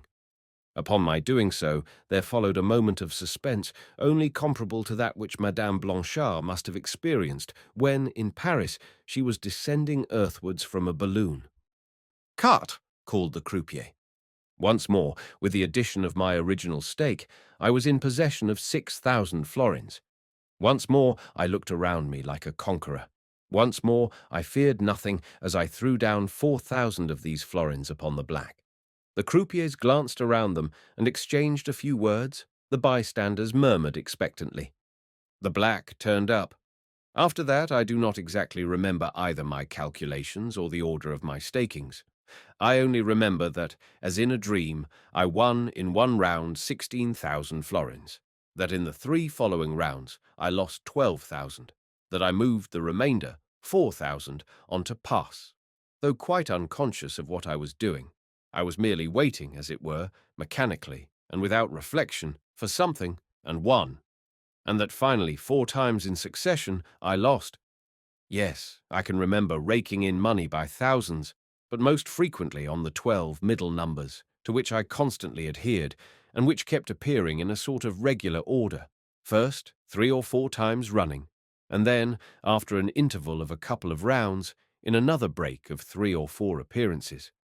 Sometimes this astonishing regularity manifested itself in patches, a thing to upset all the calculations of note. Taking gamblers who play with a pencil and a memorandum book in their hands, fortune perpetrates some terrible jests at roulette. Since my entry, not more than half an hour could have elapsed. Suddenly, a croupier informed me that I had won 30,000 florins, as well as that, since the latter was the limit for which, at any one time, the bank could make itself responsible, roulette at that table must close for the night.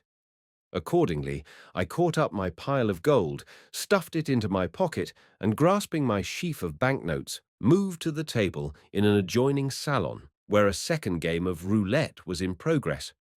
The crowd followed me in a body and cleared a place for me at the table, after which I proceeded to stake as before, that is to say, at random and without calculating. What saved me from ruin, I do not know. Of course, there were times when fragmentary reckonings did come flashing into my brain. For instance, there were times when I attached myself for a while to certain figures and coups, though always leaving them, again before long, without knowing what I was doing. In fact, I cannot have been in possession of all my faculties, for I can remember the croupiers correcting my play more than once, owing to my having made mistakes of the gravest order. My brows were damp with sweat, and my hands were shaking. Also, Poles came around me to proffer their services, but I heeded none of them. Nor did my luck fail me now. Suddenly, there arose around me a loud din of talking and laughter. "Bravo! Bravo!" was the general shout, and some people even clapped their hands. I had raked in 30,000 florins, and again the bank had had to close for the night. "Go away now! Go away now!" a voice whispered to me on my right. The person who had spoken to me was a certain Jew of Frankfurt, a man who had been standing beside me the whole while and occasionally helping me in my play. "Yes, for God's sake go," whispered a second voice in my left ear. Glancing around, I perceived that the second voice had come from a modestly, plainly dressed lady of rather less than 30, a woman whose face, though pale and sickly-looking, bore also very evident traces of former beauty. At the moment, I was stuffing the crumpled banknotes into my pockets and collecting all the gold that was left on the table. Seizing up my last note for 500 gulden, I contrived to insinuate it, unperceived, into the hand of the pale lady. An overpowering impulse had made me do so, and I remember how her thin little fingers pressed mine in token of her lively gratitude. The whole affair was the work of a moment. Then, collecting my belongings, I crossed to where Trente et Quarante was being played, a game which could boast of a more aristocratic public and was played with cards instead of with a wheel. At this diversion, the bank made itself responsible for 100,000 thalers as the limit, but the highest stake allowable was, as in roulette, 4,000 florins. Although I knew nothing of the game, and I scarcely knew the stakes, except those on black and red, I joined the ring of players, while the rest of the crowd massed itself around me. At this distance of time, I cannot remember whether I ever gave a thought to Paulina. I seemed only to be conscious of a vague pleasure in seizing and raking in the banknotes which kept massing themselves in a pile before me. But, as ever, Fortune seemed to be at my back. As though of set purpose, there came to my aid a circumstance which not infrequently repeats itself in gaming.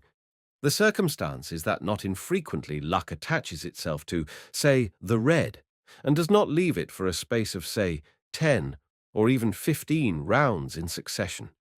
3 days ago, I had heard that during the previous week there had been a run of 22 coups on the red, an occurrence never before known at roulette, so that men spoke of it with astonishment.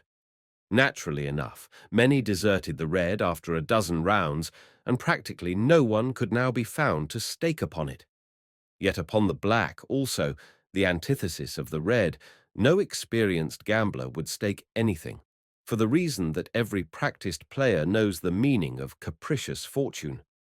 That is to say, after the 16th or so success of the red, one would think that the 17th coup would inevitably fall upon the black, wherefore novices would be apt to back the latter in the 17th round, and even to double or treble their stakes upon it, only, in the end, to lose. Yet some whim or other led me, on remarking that the red had come up consecutively for 7 times, to attach myself to that colour. Probably this was mostly due to self-conceit, for I wanted to astonish the bystanders with the riskiness of my play. Also, I remember that, oh, strange sensation, I suddenly, and without any challenge from my own presumption, became obsessed with a desire to take risks. If the spirit has passed through a great many sensations, possibly it can no longer be sated with them, but grows more excited, and demands more sensations, and stronger ones, until at length it falls exhausted. Certainly, if the rules of the game had permitted even of my staking 50,000 florins at a time, I should have staked them. All of a sudden I heard exclamations arising that the whole thing was a marvel, since the red was turning up for the 14th time.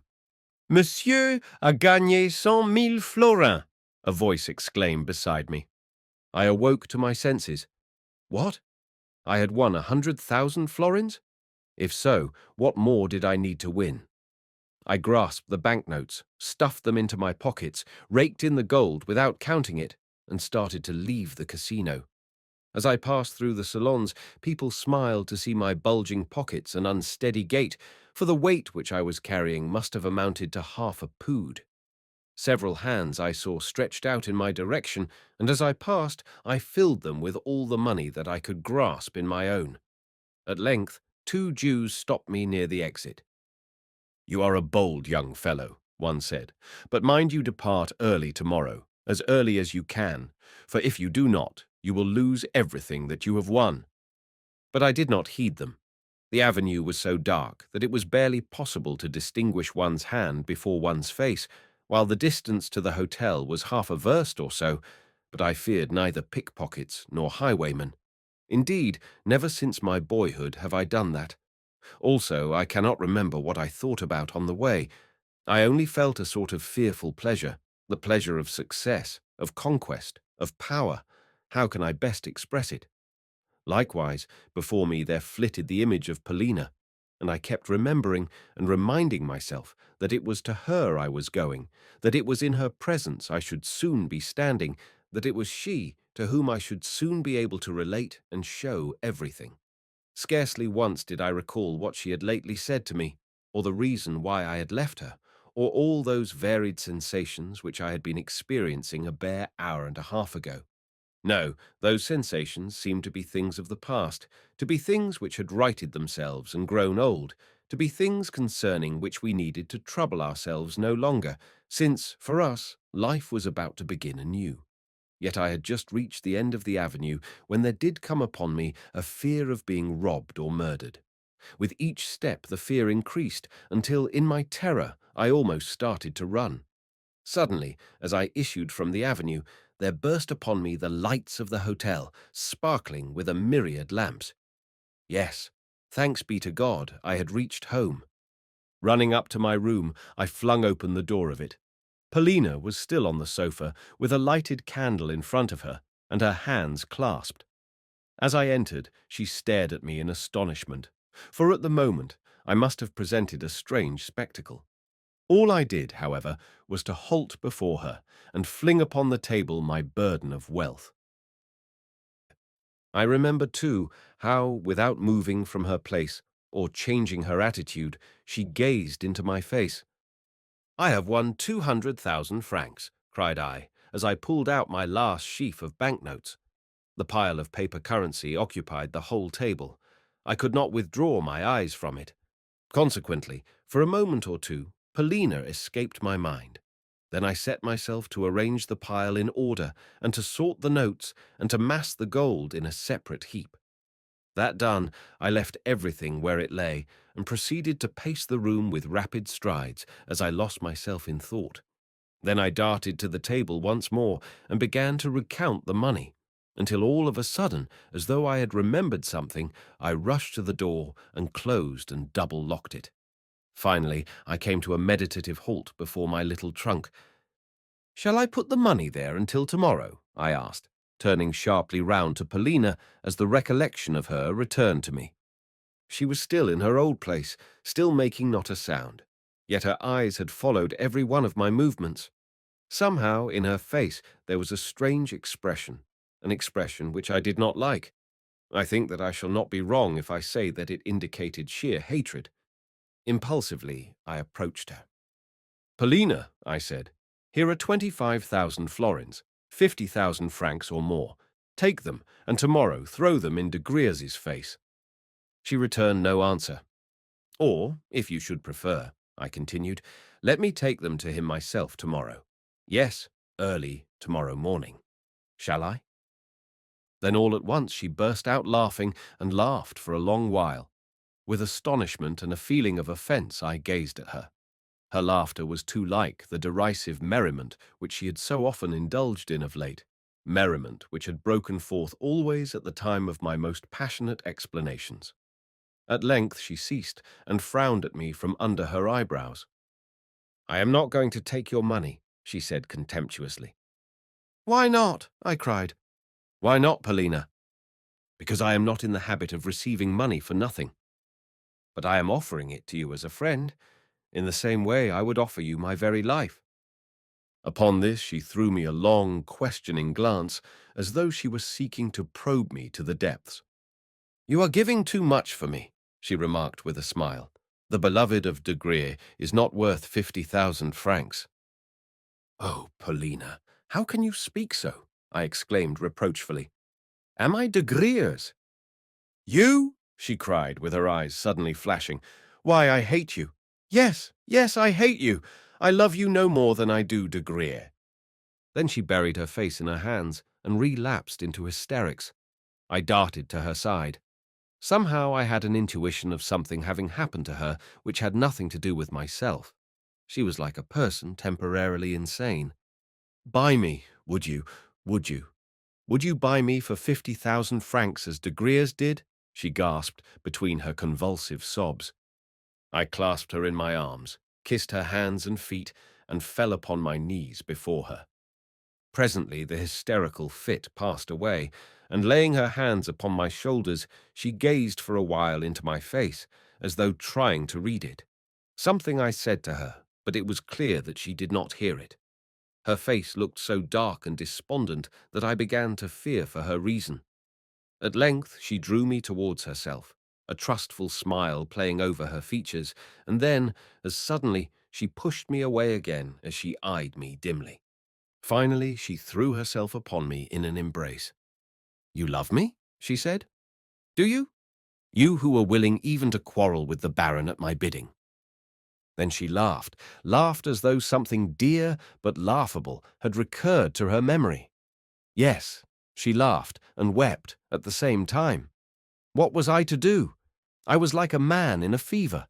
I remember that she began to say something to me, though what I do not know, since she spoke with a feverish lisp, as though she were trying to tell me something very quickly. At intervals, too, she would break off into the smile which I was beginning to dread. "No, no," she kept repeating. "You are my dear one. You are the man I trust." Again she laid her hands upon my shoulders, and again she gazed at me as she reiterated, "You love me? You love me? Will you always love me?" I could not take my eyes off her. Never before had I seen her in this mood of humility and affection. True, the mood was the outcome of hysteria, but all of a sudden she noticed my ardent gaze and smiled slightly. The next moment, for no apparent reason, she began to talk of Astley. She continued talking and talking about him, but I could not make out all she said, more particularly when she was endeavouring to tell me of something or other which had happened recently. On the whole, she appeared to be laughing at Astley, for she kept repeating that he was waiting for her, and did I know whether, even at that moment, he was not standing beneath the window? Yes, yes, he is there, she said. Open the window and see if he is not. She pushed me in that direction. Yet, no sooner did I make a movement to obey her behest than she burst into laughter, and I remained beside her, and she embraced me. "Shall we go away tomorrow?" presently she asked, as though some disturbing thought had recurred to her recollection. "How would it be if we were to try and overtake Grandmamma? I think we should do so at Berlin, and what think you she would have to say to us when we caught her up and her eyes first lit upon us? What, too, about Mr. Astley? He would not leap from the Schlangenberg for my sake. No, of that I am very sure." And she laughed. "Do you know where he is going next year? He says he intends to go to the North Pole for scientific investigations and has invited me to go with him. Ha, ha, ha. He also says that we Russians know nothing, can do nothing, without European help. But he is a good fellow all the same. For instance, he does not blame the general in the matter, but declares that Mademoiselle Blanche, that love. But no, I do not know, I do not know." She stopped suddenly, as though she had said her say, and was feeling bewildered. What poor creatures these people are! How sorry I am for them, and for Grandmamma! But when are you going to kill de Griers? Surely you do not intend actually to murder him? You fool! Do you suppose that I should allow you to fight de Griers? Nor shall you kill the Baron." Here she burst out laughing.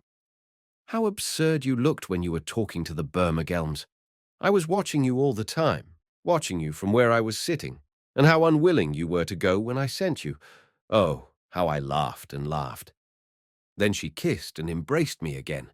Again she pressed her face to mine with tender passion. Yet I neither saw nor heard her, for my head was in a whirl. It must have been about 7 o'clock in the morning when I awoke. Daylight had come, and Paulina was sitting by my side, a strange expression on her face, as though she had seen a vision and was unable to collect her thoughts. She too had just awoken, and was now staring at the money on the table. My head ached, it felt heavy. I attempted to take Paulina's hand, but she pushed me from her and leapt from the sofa. The dawn was full of mist, for rain had fallen, yet she moved to the window, opened it, and leaning her elbows upon the window-sill, thrust out her head and shoulders to take the air. In this position did she remain for several minutes, without ever looking round at me or listening to what I was saying. Into my head there came the uneasy thought, what is to happen now? How is it all to end? Suddenly, Paulina rose from the window, approached the table, and looking at me with an expression of infinite aversion, said with lips which quivered with anger, "Well, are you going to hand me over my 50,000 francs?" "Paulina, you say that again?" "Again?" I exclaimed.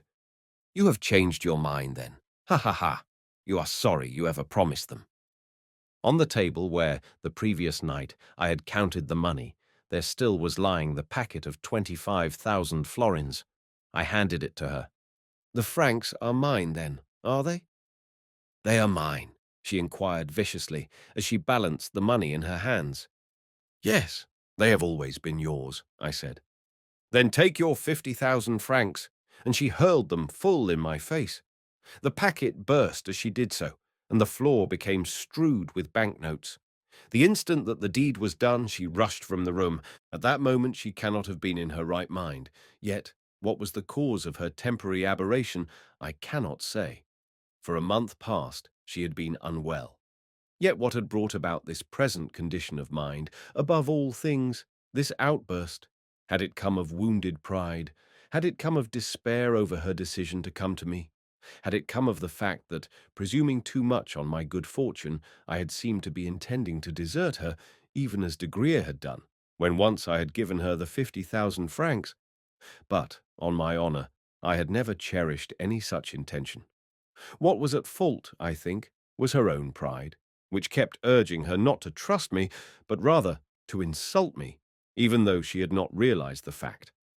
In her eyes I corresponded to de Griers, and therefore had been condemned for a fault not wholly my own.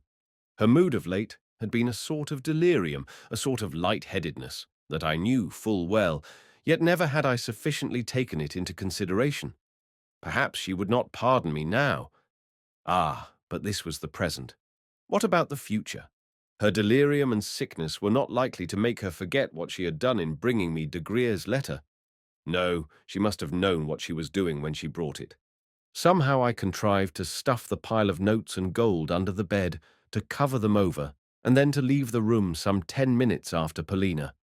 I felt sure that she had returned to her own room, wherefore I intended quietly to follow her and to ask the nursemaid aide who opened the door how her mistress was.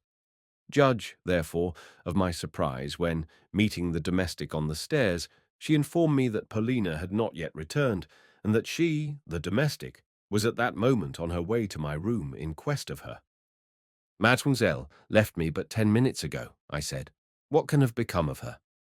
The nursemaid looked at me reproachfully. Already sundry rumours were flying about the hotel. Both in the office of the commissionaire and in that of the landlord, it was whispered that at 7 o'clock that morning the Fräulein had left the hotel and set off, despite the rain, in the direction of the Hôtel d'Angleterre. From words and hints let fall, I could see that the fact of Paulina having spent the night in my room was now public property. Also, sundry rumours were circulating concerning the general's family affairs. It was known that last night he had gone out of his mind and paraded the hotel in tears. Also, that the old lady who had arrived was his mother, and that she had come from Russia on purpose to forbid her son's marriage with Mademoiselle de Comminges, as well as to cut him out of her will if he should disobey her. Also, that because he had disobeyed her, she had squandered all her money at roulette, in order to have nothing more to leave to him. "Oh, these Russians!" exclaimed the landlord, with an angry toss of the head, while the bystanders laughed and the clerk betook himself to his accounts. Also, everyone had learnt about my winnings. Karl, the corridor lackey, was the first to congratulate me. But with these folk I had nothing to do. My business was to set off at full speed to the Hôtel d'Angleterre. As yet it was early for Mr. Astley to receive visitors, but as soon as he learnt that it was I who had arrived, he came out into the corridor to meet me and stood looking at me in silence with his steel-grey eyes as he waited to hear what I had to say. I inquired after Paulina. "She is ill," he replied, still looking at me with his direct, unwavering glance. "And she is in your rooms?" "Yes, she is in my rooms." "Then you are minded to keep her there?" "Yes, I am minded to keep her there." "But, Mr. Astley, that will raise a scandal. It ought not to be allowed. Besides, she is very ill. Perhaps you had not remarked that." "Yes, I have. It was I who told you about it. Had she not been ill, she would not have gone and spent the night with you." "Then you know all about it?" "Yes, for last night she was to have accompanied me to the house of a relative of mine. Unfortunately, being ill, she made a mistake and went to your rooms instead." "Indeed?" "Then I wish you joy, Mr. Astley. Apropos, you have reminded me of something. Were you beneath my window last night? Every moment Mademoiselle Paulina kept telling me to open the window and see if you were there, after which she always smiled." "Indeed?" "No, I was not there, but I was waiting in the corridor and walking about the hotel." "She ought to see a doctor, you know, Mr. Astley."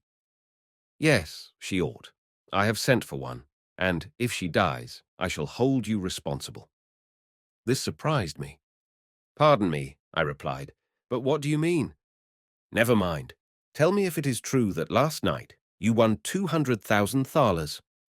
"No, I won 100,000 florins." "Good heavens! Then I suppose you will be off to Paris this morning?" "Why?" Because all Russians who have grown rich go to Paris, explained Astley, as though he had read the fact in a book. But what could I do in Paris in summertime? I love her, Mr. Astley. Surely you know that. Indeed. I am sure that you do not. Moreover, if you were to stay here, you would lose everything that you possess and have nothing left with which to pay your expenses in Paris. Well, goodbye now. I feel sure that today will see you gone from here. Goodbye, but I am not going to Paris. Likewise, pardon me. What is to become of this family? I mean that the affair of the General and Mademoiselle Paulina will soon be all over the town. I dare say, yet I hardly suppose that that will break the General's heart. Moreover, Mademoiselle, Paulina has a perfect right to live where she chooses. In short, we may say that as a family, this family has ceased to exist. I departed and found myself smiling at the Englishman's strange assurance that I should soon be leaving for Paris. I suppose he means to shoot me in a duel, should Paulina die. Yes, that is what he intends to do. Now, although I was honestly sorry for Paulina, it is a fact that from the moment when, the previous night, I had approached the gaming table and begun to rake in the packets of banknotes, my love for her had entered upon a new plane. Yes, I can say that now, although at the time I was barely conscious of it. Was I then, at heart, a gambler? Did I, after all, love Paulina not so very much? No, no, as God is my witness, I loved her. Even when I was returning home from Mr. Astley's, my suffering was genuine and my self-reproach sincere. But presently I was to go through an exceedingly strange and ugly experience. I was proceeding to the General's rooms when I heard a door near me open and a voice call me by name. It was Mademoiselle's mother, the widow de Comminges, who was inviting me, in her daughter's name, to enter. I did so, whereupon I heard a laugh and a little cry proceed from the bedroom. The pair occupied a suite of 2 apartments, where Mademoiselle Blanche was just arising. Ah, c'est lui. Viens donc, bête. Is it true that you have won a mountain of gold and silver? J'aimerais mieux l'or. Yes, I replied with a smile. How much? 100,000 florins. Bibi, comme tu es bête. Come in here, for I can't hear you where you are now. Nous ferons bonbons, n'est-ce pas?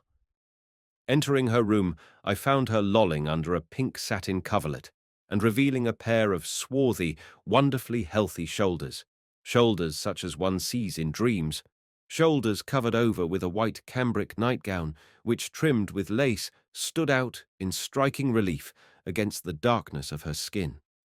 Mon fils, as-tu du cœur? She cried when she saw me, and then giggled. Her laugh had always been a very cheerful one, and at times it even sounded sincere. Tout autre, I began, paraphrasing Corneille. See here, she prattled on. Please search for my stockings and help me to dress. Aussi, si tu n'es pas trop bête, je te prends à Paris. I am just off, let me tell you. This moment. In half an hour. True enough, everything stood ready packed. Trunks, portmanteaux, and all. Coffee had long been served. Eh bien, tu verras Paris. Dis donc, qu'est-ce que c'est qu'un ouchitel? Tu étais bien bête quand tu étais ouchitel. Where are my stockings? Please help me to dress. And she lifted up a really ravishing foot, small, swarthy, and not misshapen like the majority of feet, which look dainty only in bottines. I laughed and started to draw onto the foot a silk stocking, while Mademoiselle Blanche sat on the edge of the bed and chattered. Eh bien, que feras-tu si je te prends avec moi? First of all, I must have 50,000 francs, and you shall give them to me at Frankfurt. Then we will go on to Paris, where we will live together, et je te ferai voir des étoiles en plein jour.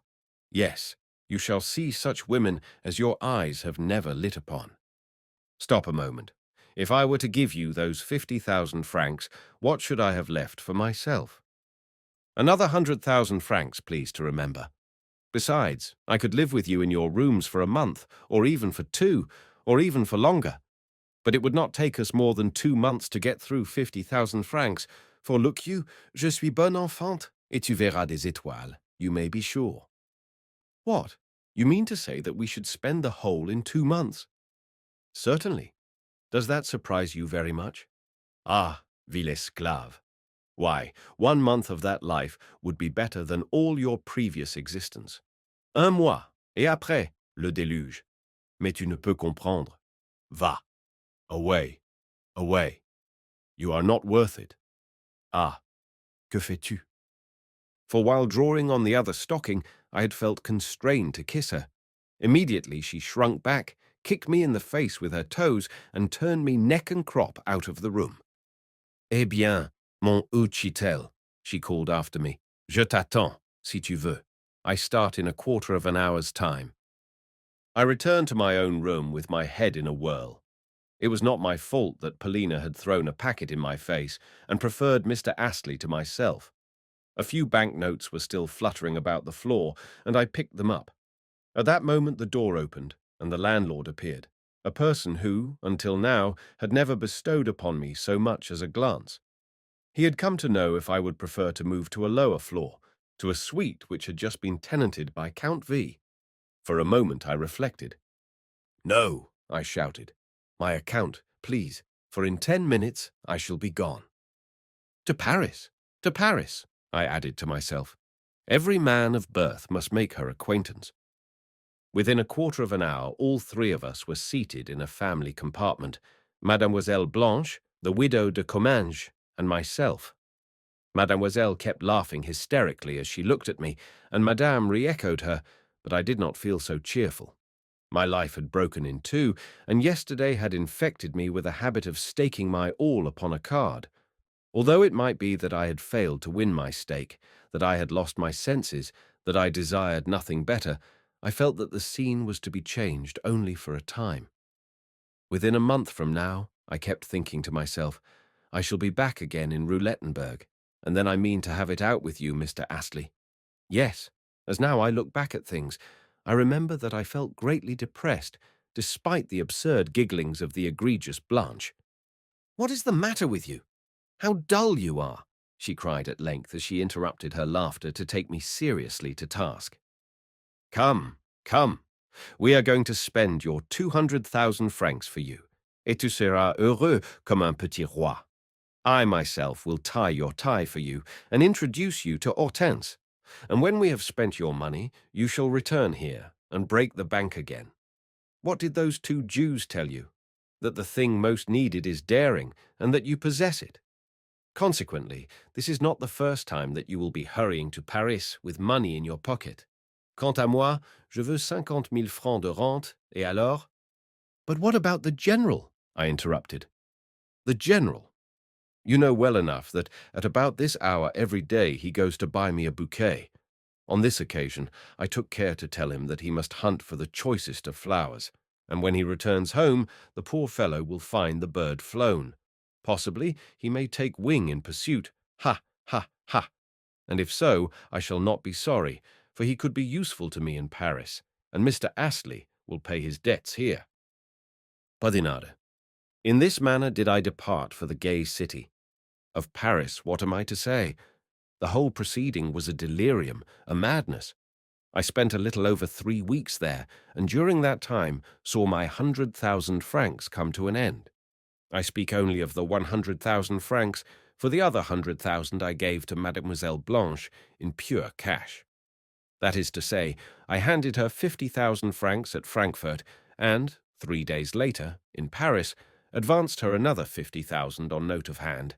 Nevertheless, a week had not elapsed ere she came to me for more money. "Et les 100,000 francs qui nous restent," she added, "tu les mangeras avec moi, mon Uchitel." Yes, she always called me her Uchitel, a person more economical, grasping, and mean than Mademoiselle. Blanche one could not imagine, but this was only as regards her own money.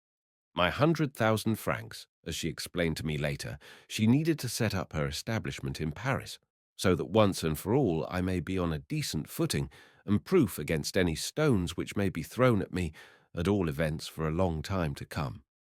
Nevertheless, I saw nothing of those 100,000 francs, for my own purse, which she inspected daily, never managed to amass in it more than 100 francs at a time, and, generally, the sum did not reach even that figure. "What do you want with money?" she would say to me with air of absolute simplicity, and I never disputed the point. Nevertheless, though she fitted out her flat very badly with the money, the fact did not prevent her from saying when, later, she was showing me over the rooms of her new abode, "See what care and taste can do with the most wretched of means." However, her wretchedness had cost 50,000 francs, while with the remaining 50,000 she purchased a carriage and horses. Also, we gave a couple of balls, evening parties attended by Hortense and Lisette and Cléopâtre, who were women remarkable both for the number of their liaisons and, though only in some cases, for their good looks. At these reunions I had to play the part of host, to meet and entertain fat mercantile parvenus who were impossible by reason of their rudeness and braggadocio, colonels of various kinds, hungry authors, and journalistic hacks, all of whom disported themselves in fashionable tailcoats and pale yellow gloves, and displayed such an aggregate of conceit and gasconade as would be unthinkable even in St. Petersburg, which is saying a great deal. They used to try to make fun of me, but I would console myself by drinking champagne and then lolling in a retiring room. Nevertheless, I found it deadly work. "C'est un ochitel," Blanche would say of me, "qui a gagné 200,000 francs, and but for me would have had not a notion how to spend them. Presently he will have to return to his tutoring. Does anyone know of a vacant post? You know, one must do something for him." I had the more frequent recourse to champagne in that I constantly felt depressed and bored, owing to the fact that I was living in the most bourgeois commercial milieu imaginable, a milieu wherein every sou was counted and grudged.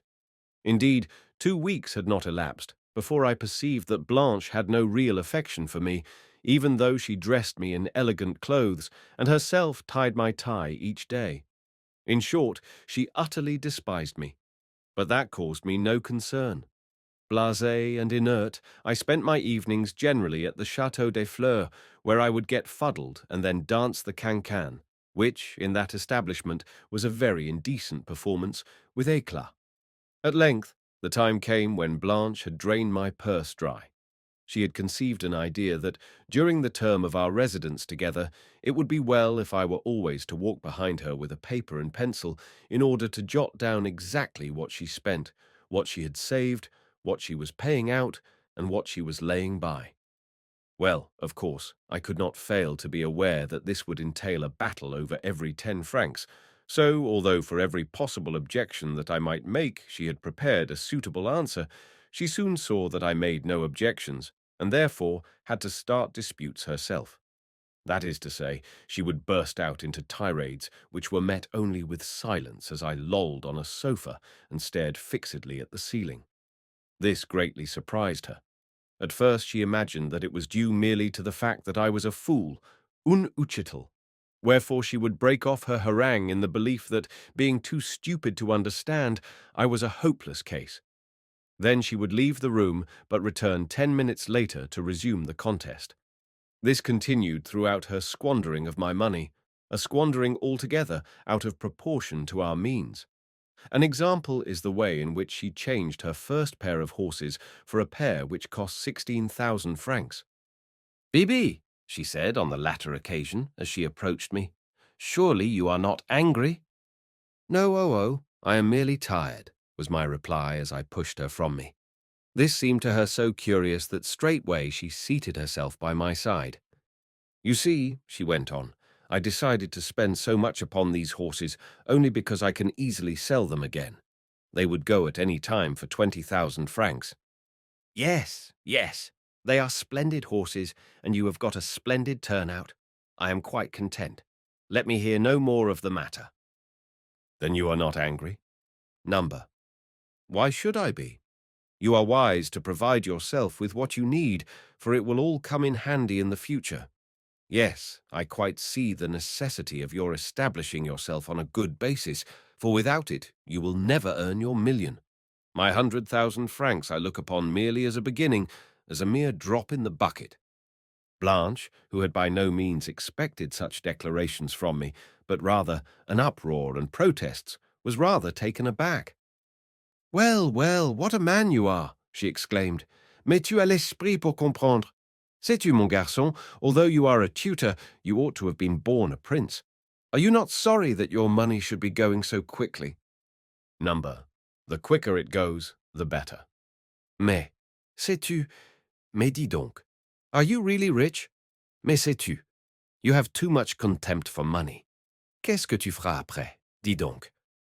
Après, I shall go to Hamburg and win another 100,000 francs. Oui, oui, c'est ça, c'est magnifique. Ah, I know you will win them and bring them to me when you have done so. Dis donc, you will end by making me love you. Since you are what you are, I mean to love you all the time, and never to be unfaithful to you. You see, I have not loved you before parce que je croyais que tu n'es qu'un uchitel, quelque chose comme un laquais, n'est-ce pas? Yet all the time I have been true to you parce que je suis bonne fille. You lie, I interrupted. Did I not see you the other day with Albert, with that black-jowled officer? Oh, us? Mais tu es... Yes, you are lying right enough. But what makes you suppose that I should be angry? Rubbish. Il faut que jeunesse se passe. Even if that officer were here now, I should refrain from putting him out of the room if I thought you really cared for him. Only mind you, do not give him any of my money. You hear? You say, do you, that you would not be angry? Mais tu es un vrai philosophe, sais-tu? Oui, un vrai philosophe. Eh bien, je t'aimerai. Je t'aimerai? Tu verras, tu seras content. True enough, from that time onward, she seemed to attach herself only to me, and in this manner we spent our last 10 days together. The promised étoile I did not see, but in other respects she, to a certain extent, kept her word. Moreover, she introduced me to Hortense, who was a remarkable woman in her way, and known among us as Thérèse Philosophe. But I need not enlarge further, for to do so would require a story to itself, and entail a colouring which I am loath to impart to the present narrative. The point is that with all my faculties I desired the episode to come to an end as speedily as possible. Unfortunately, 100,000 francs lasted us, as I have said, for very nearly a month, which greatly surprised me. At all events, Blanche bought herself articles to the tune of 80,000 francs, and the rest sufficed just to meet our expenses of living. Towards the close of the affair, Blanche grew almost frank with me. At least, she scarcely lied to me at all, declaring, amongst other things, that none of the debts which she had been obliged to incur were going to fall upon my head. I have purposely refrained from making you responsible for my bills or borrowings, she said, for the reason that I am sorry for you. Any other woman in my place would have done so and have let you go to prison. See, then, how much I love you and how good-hearted I am. Think, too, what this accursed marriage with the general is going to cost me. True enough, the marriage took place. It did so at the close of our month together, and I am bound to suppose that it was upon the ceremony that the last remnants of my money were spent. With it, the episode, that is to say, my sojourn with the Frenchwoman, came to an end, and I formally retired from the scene. It happened thus. A week after we had taken up our abode in Paris, there arrived thither the general. He came straight to see us, and thenceforward lived with us practically as our guest, though he had a flat of his own as well. Blanche met him with merry badinage and laughter, and even threw her arms around him. In fact, she managed it so that he had to follow everywhere in her train, whether when promenading on the boulevards, or when driving, or when going to the theatre, or when paying calls, and this use which she made of him quite satisfied the general. Still, of imposing appearance and presence, as well as of fair height, he had a dyed moustache and whiskers. He had formerly been in the cuirassiers, and a handsome, though a somewhat wrinkled face. Also, his manners were excellent, and he could carry a frockcoat well, the more so since, in Paris, he took to wearing his orders. To promenade the boulevards with such a man was not only a thing possible, but also, so to speak, a thing advisable, and with this programme, the good but foolish general had not a fault to find. The truth is that he had never counted upon this programme when he came to Paris to seek us out. On that occasion he had made his appearance nearly shaking with terror, for he had supposed that Blanche would at once raise an outcry and have him put from the door. Wherefore he was the more enraptured at the turn that things had taken, and spent the month in a state of senseless ecstasy. Already I had learnt that, after our unexpected departure from Roulettenberg, he had had a sort of a fit, that he had fallen into a swoon and spent a week in a species of garrulous delirium. Doctors had been summoned to him, but he had broken away from them and suddenly taken a train to Paris. Of course, Blanche's reception of him had acted as the best of all possible cures, but for long enough he carried the marks of his affliction, despite his present condition of rapture and delight. To think clearly, or even to engage in any serious conversation, had now become impossible for him. He could only ejaculate after each word, and then nod his head in confirmation. Sometimes, also, he would laugh, but only in a nervous, hysterical sort of a fashion, while at other times he would sit for hours looking as black as night, with his heavy eyebrows knitted. Of much that went on he remained wholly oblivious, for he grew extremely absent-minded and took to talking to himself. Only Blanche could awake him to any semblance of life.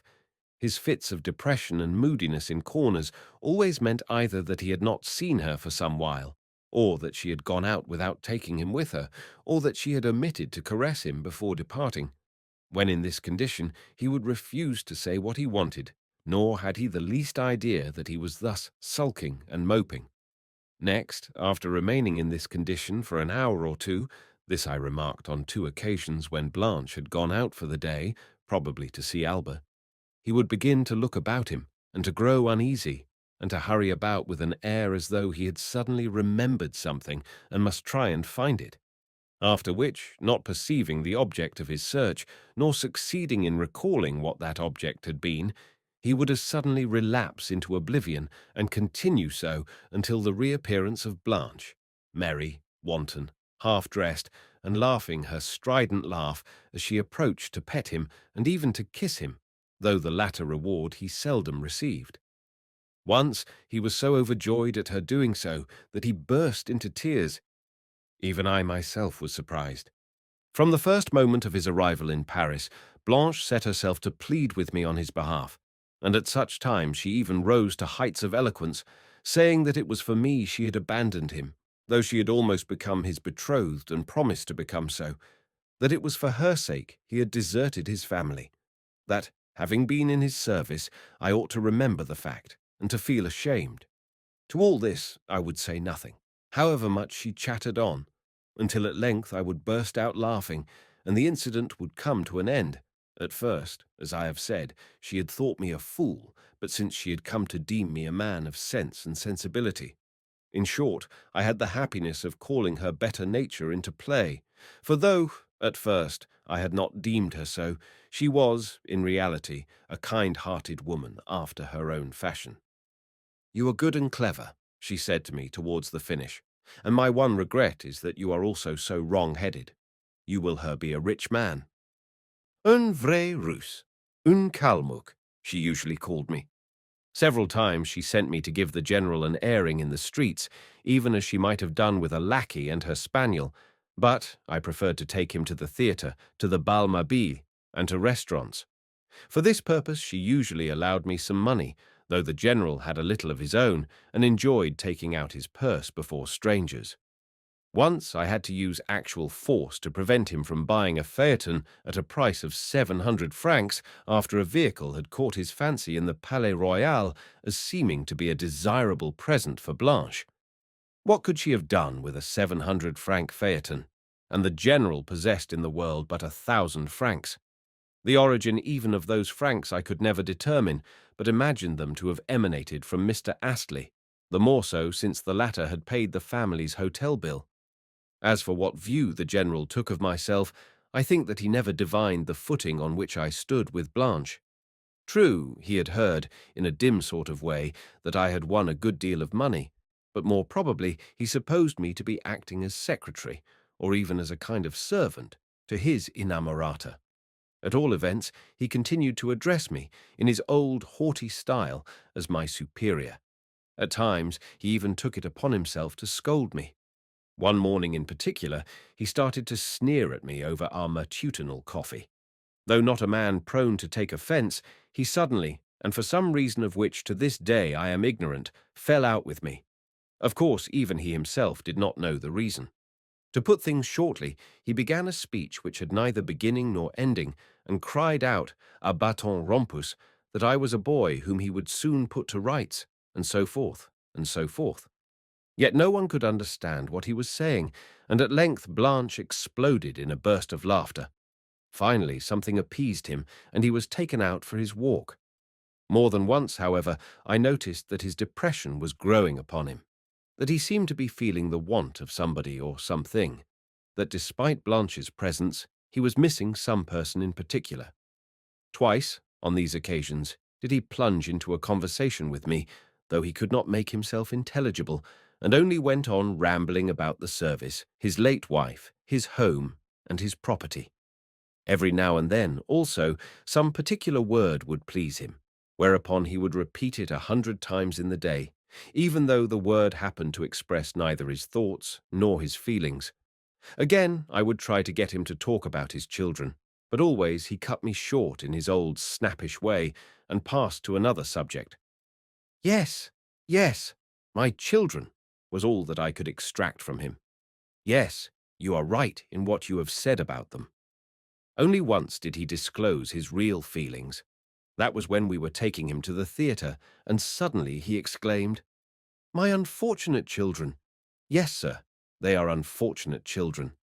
Once, too, when I chanced to mention Paulina, he grew quite bitter against her. "She is an ungrateful woman," he exclaimed. "She is a bad and ungrateful woman. She has broken up a family.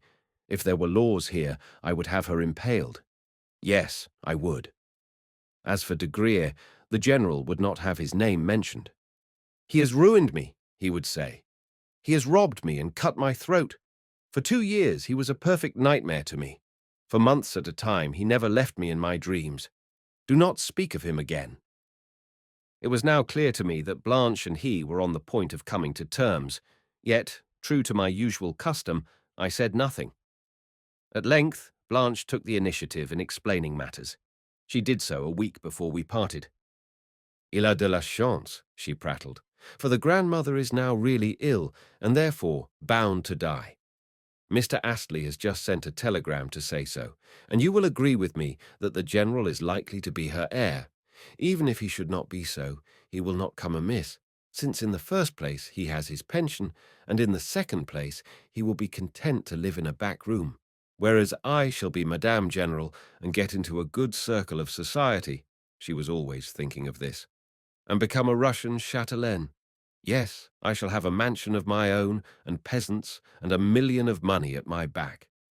But suppose he should prove jealous? He might demand all sorts of things, you know. Do you follow me? Oh dear, no. How ridiculous that would be of him. Besides, I have taken measures to prevent it. You need not be alarmed. That is to say, I have induced him to sign notes of hand in Albert's name. Consequently, at any time I could get him punished. Isn't he ridiculous? Very well, then. Marry him. And, in truth, she did so, though the marriage was a family one only and involved no pomp or ceremony. In fact, she invited to the nuptials none but Albert and a few other friends. Hortense, Cléopâtre, and the rest she kept firmly at a distance. As for the bridegroom, he took a great interest in his new position. Blanche herself tied his tie, and Blanche herself pomaded him, with the result that, in his frock-coat and white waistcoat, he looked quite comme il faut. "Il est pourtant très comme il faut," Blanche remarked when she issued from his room, as though the idea that he was très comme il faut had impressed even her. For myself, I had so little knowledge of the minor details of the affair, and took part in it so much as a supine spectator, that I have forgotten most of what passed on this occasion. I only remember that Blanche and the widow figured at it, not as de Comminges, but as du Placet. Why they had hitherto been de Comminges, I do not know.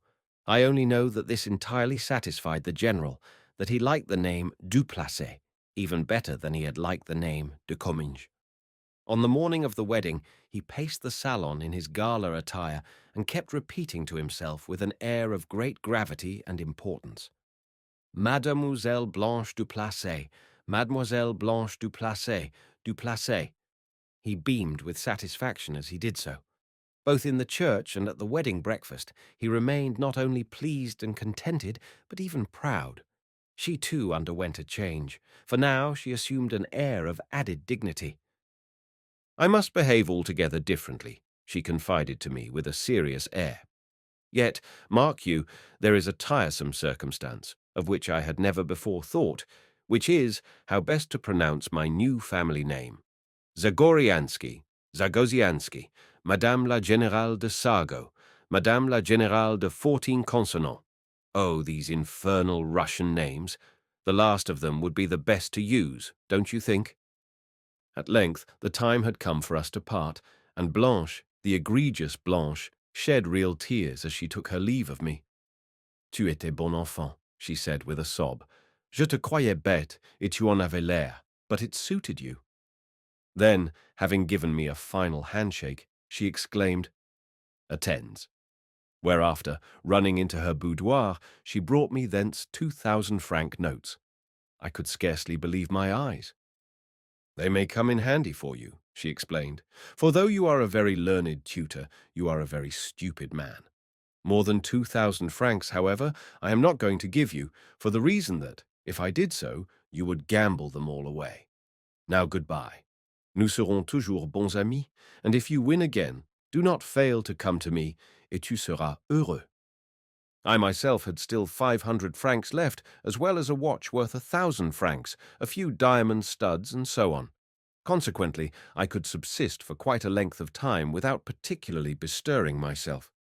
Purposely, I have taken up my abode where I am now partly to pull myself together, and partly to wait for Mr. Astley, who, I have learnt, will soon be here for a day or so on business.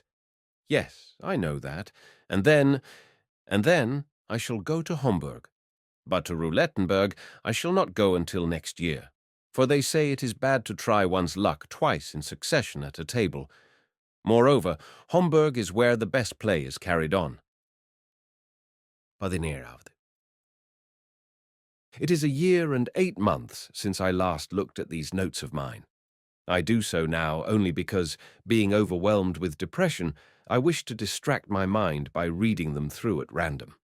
I left them off at the point where I was just going to Homburg. My God, with what a light heart, comparatively speaking, did I write the concluding lines, though it may be not so much with a light heart as with a measure of self-confidence and unquenchable hope. At that time had I any doubts of myself? Yet behold me now. Scarcely a year and a half have passed, yet I am in a worse position than the meanest beggar. But what is a beggar? A fig for beggary. I have ruined myself, that is all, nor is there anything with which I can compare myself. There is no moral which it would be of any use for you to read to me. At the present moment, nothing could well be more incongruous than a moral. Oh, you self-satisfied persons who in your unctuous pride are forever ready to mouth your maxims, if only you knew how fully I myself comprehend the sordidness of my present state, you would not trouble to wag your tongues at me. What could you say to me that I do not already know? Well, wherein lies my difficulty? It lies in the fact that by a single turn of a roulette wheel, everything for me has become changed. Yet, had things befallen otherwise, these moralists would have been among the first, yes, I feel persuaded of it, to approach me with friendly jests and congratulations. Yes, they would never have turned from me as they are doing now. A fig for all of them. What am I? I am zero. Nothing. What shall I be tomorrow? I may be risen from the dead and have begun life anew. For still I may discover the man in myself, if only my manhood has not become utterly shattered. I went, I say, to Homburg, but afterwards went also to Roulettenberg, as well as to Spa and Baden, in which latter place, for a time, I acted as valet to a certain rascal of a privy councillor, by name Heinze, who until lately was also my master here. Yes, for 5 months I lived my life with lackeys. That was just after I had come out of Roulettenberg prison, where I had lain for a small debt which I owed. Out of that prison I was bailed by whom? By Mr. Astley? By Paulina? I do not know. At all events, the debt was paid to the tune of 200 thalers, and I sallied forth a free man. But what was I to do with myself? In my dilemma, I had recourse to this Heinze, who was a young scapegrace, and the sort of man who could speak and write 3 languages. At first I acted as his secretary, at a salary of 30 gulden a month, but afterwards I became his lackey, for the reason that he could not afford to keep a secretary, only an unpaid servant. I had nothing else to turn to, so I remained with him and allowed myself to become his flunky. But by stinting myself in meat and drink, I saved, during my 5 months of service, some 70 gulden. And one evening, when we were at Baden, I told him that I wished to resign my post, and then hastened to betake myself to roulette. Oh, how my heart beat as I did so! No, it was not the money that I valued. What I wanted was to make all this mob of Heinzes, hotel proprietors, and fine ladies of Baden talk about me, recount my story, wonder at me, extol my doings, and worship my winnings. True, these were childish fancies and aspirations, but who knows but that I might meet Paulina, and be able to tell her everything, and see her look of surprise at the fact that I had overcome so many adverse strokes of fortune. No, I had no desire for money for its own sake, for I was perfectly well aware that I should only squander it upon some new blanche, and spend another 3 weeks in Paris after buying a pair of horses which had cost 16,000 francs. No, I never believed myself to be a hoarder. In fact, I knew only too well that I was a spendthrift, and already, with a sort of fear, a sort of sinking in my heart, I could hear the cries of the croupiers, 30 étain, rouge, impair et passe, quart, noir, pair et manque. How greedily I gazed upon the gaming table, with its scattered louis d'or, 10 gulden pieces, and thalers, upon the streams of gold as they issued from the croupier's hands, and piled themselves up into heaps of gold scintillating as fire, upon the ell, long rolls of silver lying around the croupier. Even at a distance of 2 rooms, I could hear the chink of that money, so much so that I nearly fell into convulsions. Ah, the evening when I took those 70 gulden to the gaming table was a memorable one for me. I began by staking 10 gulden upon Passy. For Passy I had always had a sort of predilection, yet I lost my stake upon it. This left me with 60 gulden in silver. After a moment's thought I selected 0, beginning by staking 5 gulden at a time. Twice I lost, but the 3rd round suddenly brought up the desired coup. I could almost have died with joy as I received my 175 gulden. Indeed, I have been less pleased when, in former times, I have won 100,000 gulden. Losing no time, I staked another 100 gulden upon the red, and won, 200 upon the red, and won, 400 upon the black, and won, 800 upon monk, and won. Thus, with the addition of the remainder of my original capital, I found myself possessed, within 5 minutes, of 1,700 gulden. Ah, at such moments, one forgets both oneself and one's former failures. This I had gained by risking my very life. I had dared so to risk, and behold, again I was a member of mankind. I went and hired a room, I shut myself up in it, and sat counting my money until 3 o'clock in the morning. To think that when I awoke on the morrow, I was no lackey. I decided to leave at once for Homburg. There I should neither have to serve as a footman nor to lie in prison. Half an hour before starting, I went and ventured a couple of stakes, no more, with the result that, in all, I lost 1,500 florins. Nevertheless, I proceeded to Homburg, and have now been there for a month. Of course, I am living in constant trepidation, playing for the smallest of stakes, and always looking out for something, calculating, standing whole days by the gaming tables to watch the play, even seeing that play in my dreams, yet seeming, the while, to be in some way stiffening, to be growing caked, as it were, in mire. But I must conclude my notes, which I finish under the impression of a recent encounter with Mr. Astley. I had not seen him since we parted at Roulettenberg, and now we met quite by accident. At the time I was walking in the public gardens, and meditating upon the fact that not only had I still some 50 gulden in my possession, but also I had fully paid up my hotel bill 3 days ago.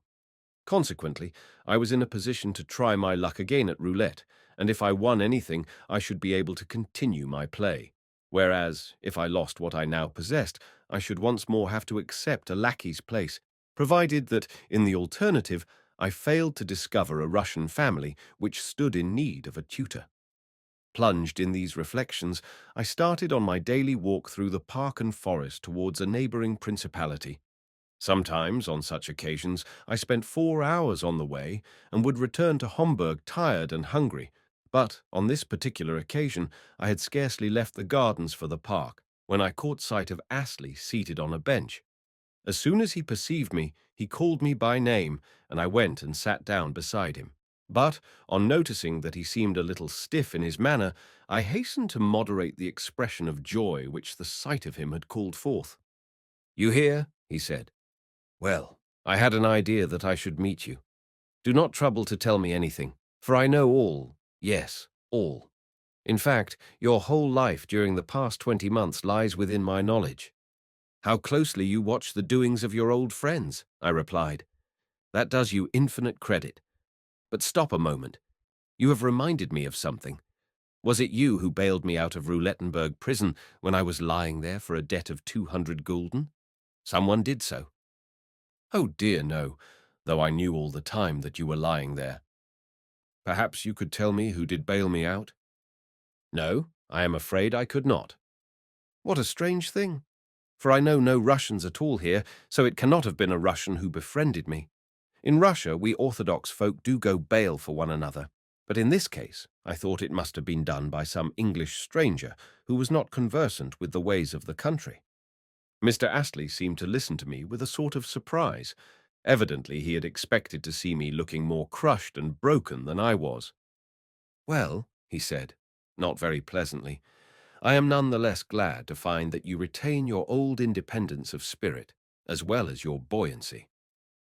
"Which means that you are vexed at not having found me more abased and humiliated than I am," I retorted with a smile. Astley was not quick to understand this, but presently did so, and laughed. "Your remarks please me as they always did," he continued. "In those words I see the clever, triumphant, and above all things, cynical friend of former days. Only Russians have the faculty of combining within themselves so many opposite qualities. Yes, most men love to see their best friend in abasement, for generally it is on such abasement that friendship is founded. All thinking persons know that ancient truth. Yet, on the present occasion, I assure you, I am sincerely glad to see that you are not cast down. Tell me, are you never going to give up gambling?" "Damn the gambling! Yes, I should certainly have given it up, were it not that—" "That you are losing? I thought so. You need not tell me any more. I know how things stand, for you have said that last in despair, and therefore, truthfully. Have you no other employment than gambling?" "No, none whatever." Astley gave me a searching glance. At that time it was ages since I had last looked at a paper or turned the pages of a book. "You are growing blasé," he said. "You have not only renounced life, with its interests and social ties, but the duties of a citizen and a man. You have not only renounced the friends whom I know you to have had, and every aim in life but that of winning money, but you have also renounced your memory. Though I can remember you in the strong, ardent period of your life, I feel persuaded that you have now forgotten every better feeling of that period, that your present dreams and aspirations of subsistence do not rise above pair, impair, rouge, noir, the 12 middle numbers, and so forth." "Enough, Mr. Astley," I cried with some irritation, almost in anger. "Kindly do not recall to me any more recollections, for I can remember things for myself. Only for a time have I put them out of my head. Only until I shall have rehabilitated myself am I keeping my memory dulled. When that hour shall come, you will see me arise from the dead." "Then you will have to be here another 10 years, he replied. "Should I then be alive, I will remind you, here, on this very bench, of what I have just said. In fact, I will bet you a wager that I shall do so." "Say no more," I interrupted impatiently. "And to show you that I have not wholly forgotten the past, may I inquire where Mademoiselle Paulina is?" If it was not you who bailed me out of prison, it must have been she. Yet never have I heard a word concerning her. No, I do not think it was she. At the present moment she is in Switzerland, and you will do me a favour by ceasing to ask me these questions about her." Astley said this with a firm and even an angry air. "Which means that she has dealt you a serious wound," I burst out with an involuntary sneer. "Mademoiselle Paulina," he continued, "is the best of all possible living beings, but I repeat that I shall thank you to cease questioning me about her. You never really knew her, and her name on your lips is an offence to my moral feeling." "Indeed? On what subject, then, have I a better right to speak to you than on this? With it are bound up all your recollections and mine. However, do not be alarmed. I have no wish to probe too far into your private, your secret affairs. My interest in Mademoiselle Paulina does not extend beyond her outward circumstances and surroundings. About them you could tell me in 2 words. Well, on condition that the matter shall end there, I will tell you that for a long time Mademoiselle Paulina was ill, and still is so. My mother and sister entertained her for a while at their home in the north of England, and thereafter Mademoiselle Paulina's grandmother, you remember the mad old woman, died, and left Mademoiselle Paulina a personal legacy of £7,000 sterling. That was about 6 months ago, and now Mademoiselle is travelling with my sister's family, my sister having since married. Mademoiselle's little brother and sister also benefited by the grandmother's will and are now being educated in London. As for the general, he died in Paris last month, of a stroke. Mademoiselle Blanche did well by him, for she succeeded in having transferred to herself all that he received from the grandmother. That, I think, concludes all that I have to tell. And de Griers? Is he too travelling in Switzerland? No, nor do I know where he is. Also, I warn you once more that you had better avoid such hints and ignoble suppositions. Otherwise, you will assuredly have to reckon with me." "What? In spite of our old friendship?" "Yes, in spite of our old friendship." "Then I beg your pardon 1,000 times, Mr. Astley. I meant nothing offensive to Mademoiselle Paulina, for I have nothing of which to accuse her. Moreover, the question of there being anything between this Frenchman and this Russian lady is not one which you and I need discuss, nor even attempt to understand."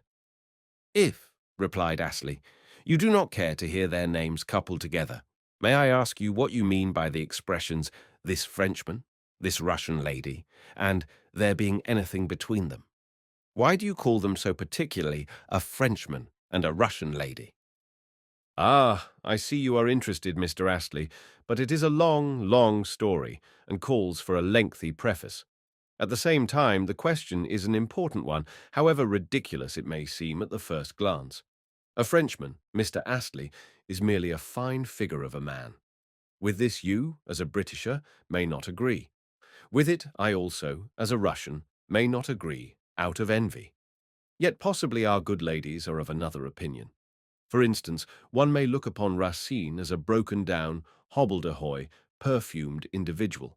One may even be unable to read him, and I too may think him the same, as well as, in some respects, a subject for ridicule. Yet about him, Mr. Astley, there is a certain charm, and above all things, he is a great poet, though one might like to deny it. Yes, the Frenchman, the Parisian, as a national figure, was in process of developing into a figure of elegance before we Russians had even ceased to be bears. The Revolution bequeathed to the French nobility its heritage, and now every whippersnapper of a Parisian may possess manners, methods of expression, and even thoughts that are above reproach in form, while all the time he himself may share in that form, neither in initiative, nor in intellect, nor in soul, his manners and the rest having come to him through inheritance. Yes, taken by himself, the Frenchman is frequently a fool of fools and a villain of villains. Per contra, there is no one in the world more worthy of confidence and respect than this young Russian lady. De Griers might so mask his face and play a part as easily to overcome her heart, for he has an imposing figure, Mr. Astley, and this young lady might easily take that figure for his real self, for the natural form of his heart and soul, instead of the mere cloak with which heredity has dowered him. And even though it may offend you, I feel bound to say that the majority also of English people are uncouth and unrefined, whereas we Russian folk can recognize beauty wherever we see it and are always eager to cultivate the same. But to distinguish beauty of soul and personal originality, there is needed far more independence and freedom than is possessed by our women, especially by our younger ladies. At all events, they need more experience. For instance, this Mademoiselle Paulina, pardon me, but the name has passed my lips, and I cannot well recall it, is taking a very long time to make up her mind to prefer you to Monsieur de Griers. She may respect you, she may become your friend, she may open out her heart to you. Yet over that heart there will be reigning that loathsome villain, that mean and petty usurer, de Griers. This will be due to obstinacy and self-love, to the fact that de Griers once appeared to her in the transfigured guise of a marquis, of a disenchanted and ruined liberal who was doing his best to help her family and the frivolous old general. And, although these transactions of his have since been exposed, you will find that the exposure has made no impression upon her mind. Only give her the de Griers of former days, and she will ask of you no more. The more she may detest the present de Griers, the more will she lament the de Griers of the past, even though the latter never existed but in her own imagination. You are a sugar refiner, Mr. Astley, are you not? Yes, I belong to the well-known firm of Lovell and Company. Then see here. On the one hand, you are a sugar refiner, while, on the other hand, you are an Apollo Belvedere. But the two characters do not mix with one another. I, again, am not even a sugar refiner. I am a mere roulette gambler who has also served as a lackey. Of this fact, mademoiselle, Paulina is probably well aware, since she appears to have an excellent force of police at her disposal. You are saying this because you are feeling bitter, said Astley with cold indifference. Yet there is not the least originality in your words. I agree, but therein lies the horror of it all, that, how trepidation, playing ever mean and farcical my accusations may be, they are none the less true, but I am only wasting words. Yes, you are, for you are only talking nonsense, exclaimed my companion, his voice now trembling and his eyes flashing fire. Are you aware, he continued, that wretched, ignoble, petty, unfortunate man though you are, it was at her request I came to Homburg in order to see you, and to have a long, serious talk with you, and to report to her your feelings and thoughts and hopes, yes, and your recollections of her too. Indeed. Is that really so? I cried, the tears beginning to well from my eyes. Never before had this happened. Yes, poor unfortunate, continued Astley. She did love you, and I may tell you this now for the reason that now you are utterly lost. Even if I were also to tell you that she still loves you, you would none the less have to remain where you are. Yes, you have ruined yourself beyond redemption. Once upon a time you had a certain amount of talent, and you were of a lively disposition, and your good looks were not to be despised. You might even have been useful to your country, which needs men like you. Yet you remained here, and your life is now over. I am not blaming you for this. In my view, all Russians resemble you, or are inclined to do so. If it is not roulette, then it is something else. The exceptions are very rare. Nor are you the first to learn what a taskmaster is yours, for roulette is not exclusively a Russian game. Hitherto, you have honorably preferred to serve as a lackey rather than to act as a thief. But what the future may have in store for you, I tremble to think. Now goodbye. You are in want of money, I suppose. Then take these 10 louis d'or. More I shall not give you, for you would only gamble it away. Take care of these coins, and farewell. Once more, take care of them. No, Mr. Astley, after all that has been said, Take care of them, repeated my friend. I am certain you are still a gentleman, and therefore I give you the money as one gentleman may give money to another. Also, if I could be certain that you would leave both Homburg and the gaming tables and return to your own country, I would give you £1,000 down to start life afresh. But I give you 10 louis d'or instead of £1,000 for the reason that at the present time £1,000 and 10 louis d'or will be all the same to you. You will lose the one as readily as you will the other. Take the money. therefore, and goodbye. Yes, I will take it, if at the same time you will embrace me. With pleasure. So we parted, on terms of sincere affection. But he was wrong. If I was hard and undiscerning as regards Polina and de Griers, he was hard and undiscerning as regards Russian people generally. Of myself, I say nothing. Yet words are only words. I need to act. Above all things, I need to think of Switzerland. Tomorrow. Tomorrow. Ah, but if only I could set things right tomorrow and be born again and rise again from the dead. But no, I cannot. Yet I must show her what I can do. Even if she should do no more than learn that I can still play the man, it would be worth it. Today it is too late, but tomorrow. Yet I have a presentiment that things can never be otherwise. I have got 15 louis d'or in my possession, although I began with 15 gulden. If I were to play carefully at the start— But no, no. Surely I am not such a fool as that. Yet why should I not rise from the dead? I should require at first but to go cautiously and patiently, and the rest would follow. I should require but to put a check upon my nature for 1 hour, and my fortunes would be changed entirely. Yes, my nature is my weak point. I have only to remember what happened to me some months ago at Rolettenberg, before my final ruin. What a notable instance that was of my capacity for resolution. On the occasion in question I had lost everything, everything. Yet, just as I was leaving the casino, I heard another gulden give a rattle in my pocket.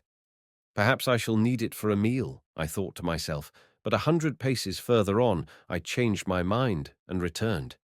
That gulden I staked upon Menk, and there is something in the feeling that though one is alone and in a foreign land, and far from one's own home and friends, and ignorant of whence one's next meal is to come, one is nevertheless staking one's very last coin. Well, I won the stake, and in 20 minutes had left the casino with 170 gulden in my pocket. That is a fact, and it shows what a last remaining gulden can do. But what if my heart had failed me, or I had shrunk from making up my mind? No, tomorrow all shall be ended.